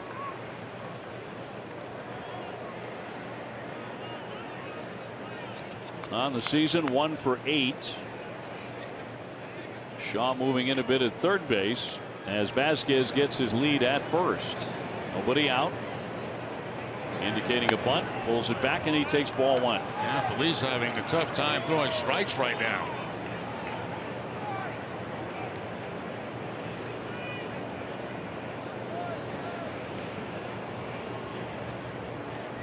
Well, the infield in shade. Center fielder Broxton, left fielder Perez are in the sun. Next sacrifice bunt that Marrero has will be his first. Turns and drops it down. Feliz goes to second, and it is dropped. Everybody's safe. Well, they had an out there, but it's simply dropped by Arcia. And the Red Sox catch a break. Boy, that is a huge break for the Red Sox. That should have been an out for the lead man right there. Feliz makes the right throw because he's got time. But the ball just dropped. And Vasquez had to scuffle to get back to the bag before Arcia got the ball again. Well, that is a gift for the Red Sox, potentially a huge gift here in the 9th inning. Yeah. And it'll send up Mookie Betts. That was a heck of a play by Feliz. Yeah. And as you said, he made the right decision. And a decent throw. So it'll be an error on Arcia. Now the question is, can the Red Sox capitalize and get the key hit? Mookie today with a double. He's walked twice. He's also struck out. Well, they got the right guys coming up, that's for sure. Yeah, Pedroia on deck. Tied up 1-1 in the 9th. Vasquez safe at second. Marrero safe at first.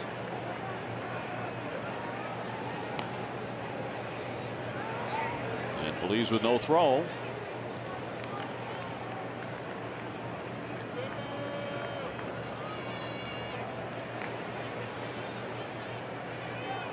And Betts has had a very strong road trip.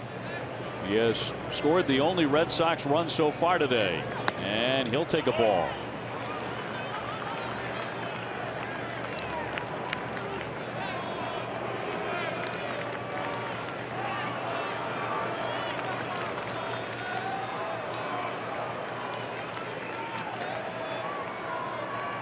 Betts in this series has 6 hits,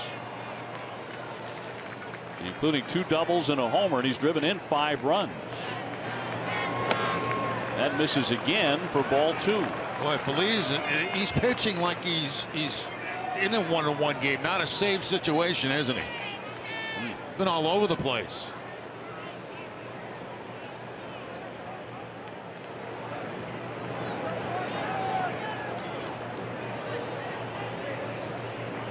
Betts trying to come through. Pedroia on deck. Nobody out, 2 on. And he'll look at a strike. Some sarcastic applause coming from the fans in Milwaukee. Just a little anyway.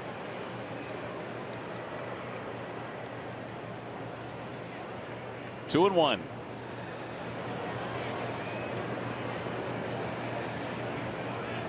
The runner-up in last year's MVP voting.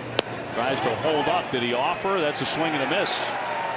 Carlson rung him up there in the count 2-2. That's the first slider Feliz has thrown since being in the ball game. It's been fastball, changeup, and now goes to the slider.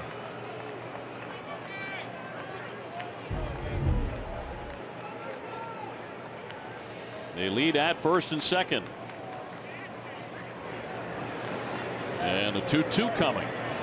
High fly ball. This one deep, deep, deep to left. Kiss it goodbye. Mookie Betts. A 3-run shot. He got all of it. The Red Sox open up a 4-1 lead in the ninth.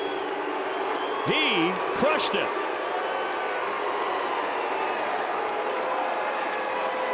Home run number 5 for Mookie.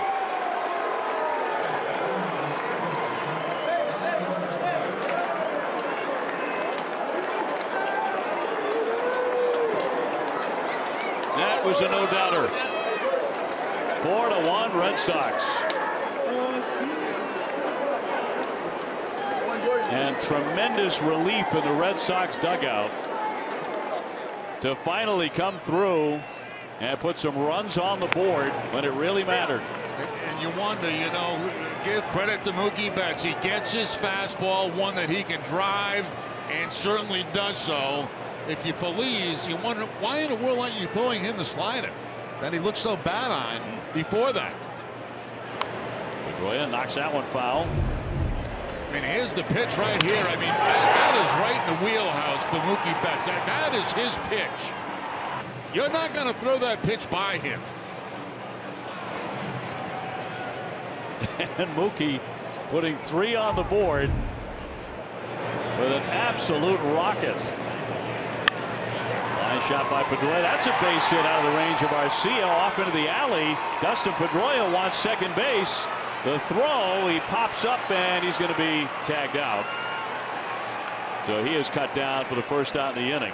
His second hit here this afternoon, however. Red Sox up 4-1. Look at Mookie's day. A double, a walk, a strikeout, and then the big bomb, the 3-run home run to give the Red Sox the lead here in the 9th inning. That is his 3rd home run and RBI 7, 8, and 9 on the trip. And total RBIs now of 22 on the season. Yeah, he's now tied with Benintendi suddenly for the club lead. So Phillies will step aside, courtesy of Mr. Betts. They'll go to the bullpen here in the 9th inning. The Red Sox with 3 runs, perhaps a crushing blow. Mookie Betts got it all, and the Red Sox lead it 4-1.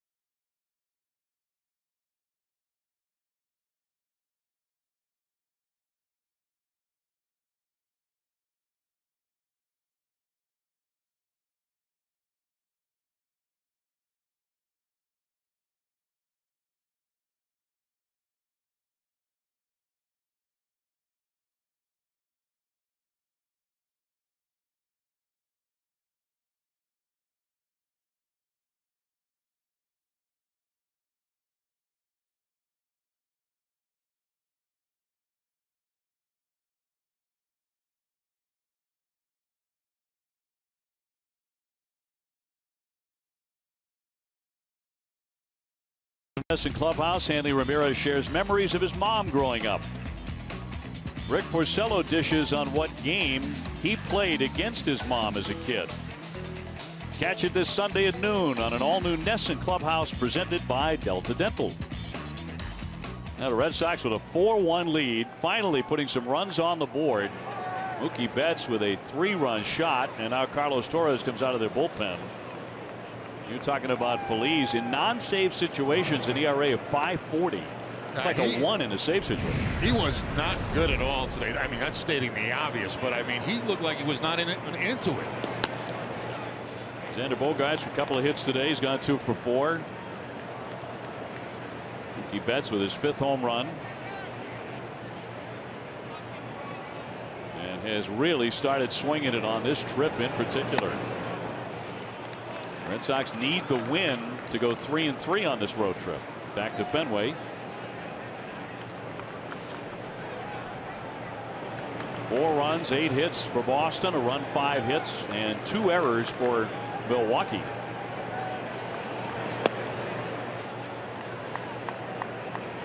Xander with a base hit in the 3rd, another one in the 8th inning. He has stolen a couple of bases today.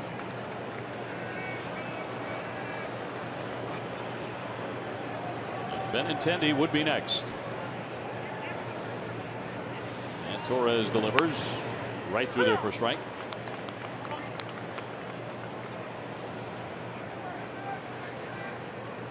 So that is 7 straight games the Red Sox have hit a home run. At least one. Now 3-2 on Xander.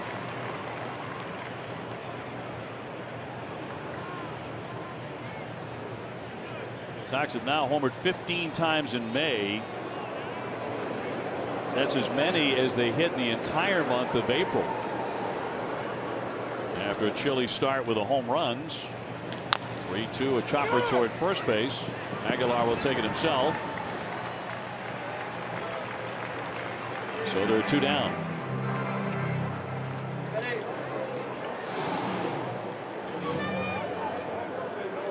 Mookie Betts just destroyed it. A clutch spot. It had been to that point a highly frustrating afternoon, as was last night. Yeah, he was starting to wonder, you know, was it in the cards for the Red Sox in this series, because they had so many opportunities to score. And Kimbrel coming on, doing a great job to get him out of the 8th inning and try to close it down in the 9th. Benintendi 0 for 4 today. He's flied out twice, grounded out, and popped up.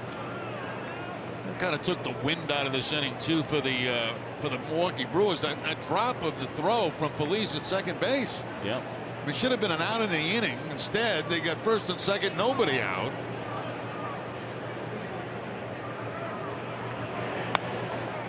Toss for a called strike, 1-1.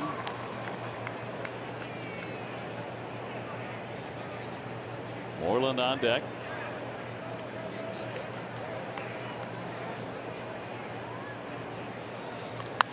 High fly ball down the right field line. Santana heading into the corner and lunges for that and makes the play for out number 3. But the Red Sox scored 3 times. T.C. Wake and Steve Lyons getting ready for the post-game show. They have a lot to talk about in this one. You go to the bottom of the 9th, 4-1. The Red Sox in the lead.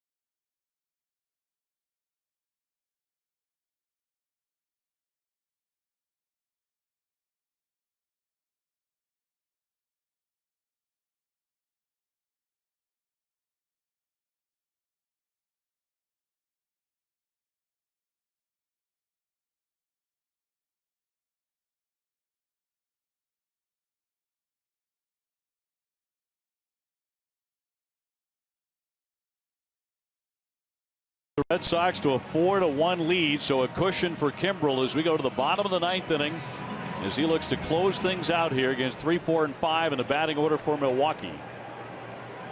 And Kimbrel, who has been automatic and spectacular out of the bullpen, to take on Perez and gets in front immediately, strike one.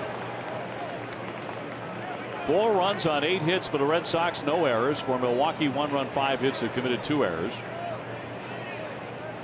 And this 3-run lead might feel like a 7-run lead. And a wave and a miss, and quickly 2 strikes on Perez. That was a no-chancer right there. I mean, he never picked the ball up out of the hand of Kimbrel. Kimbrel struck out a couple of men in the 8th inning. And what was then a 1-1 game, and puts him away. And you're absolutely right. He had no shot. None. Back in the 8th inning, Kimbrel gets a couple of strikeouts. First he gets Thames on the fastball. Then he picks up the strikeout to Broxton to end the inning. And then Mookie Betts in the 9th.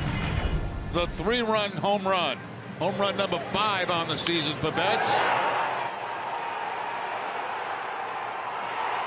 Kimbrel just continued his strikeout by striking out Perez. Mookie Betts pumped up with that 3-run homer, as he should be, to put the Red Sox in front. And now 1 away in the bottom of the 9th inning for Travis Shaw, who doubled in the 7th inning but was stranded out there. Pops that one foul back out of play. Red Sox bullpen has been awfully good. Forced to go 3 innings today. Eduardo Rodriguez went 6 strong innings. Yeah, Kelly, Barnes, and now Kimbrel.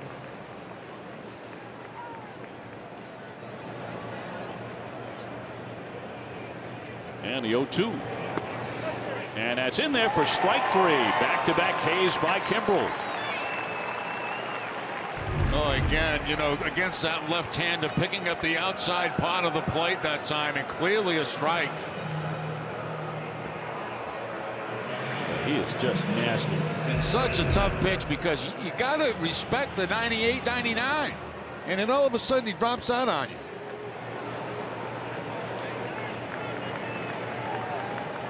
He struck out 4 men since coming on in the 8th inning. Here's Santana, who's already whiffed 3 times.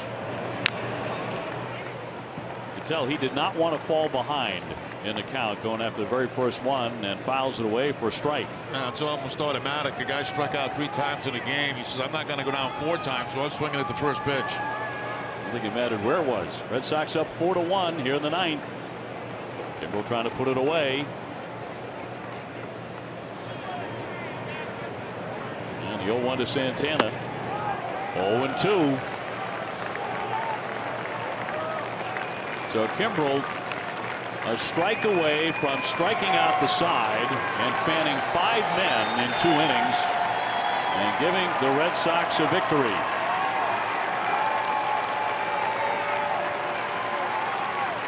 The 0-2 pitch. He got him, and the Red Sox win it. 4-1 the final. They grab a victory here in Milwaukee, and TC wind up splitting here on the road trip. Mookie Betts in the clutch.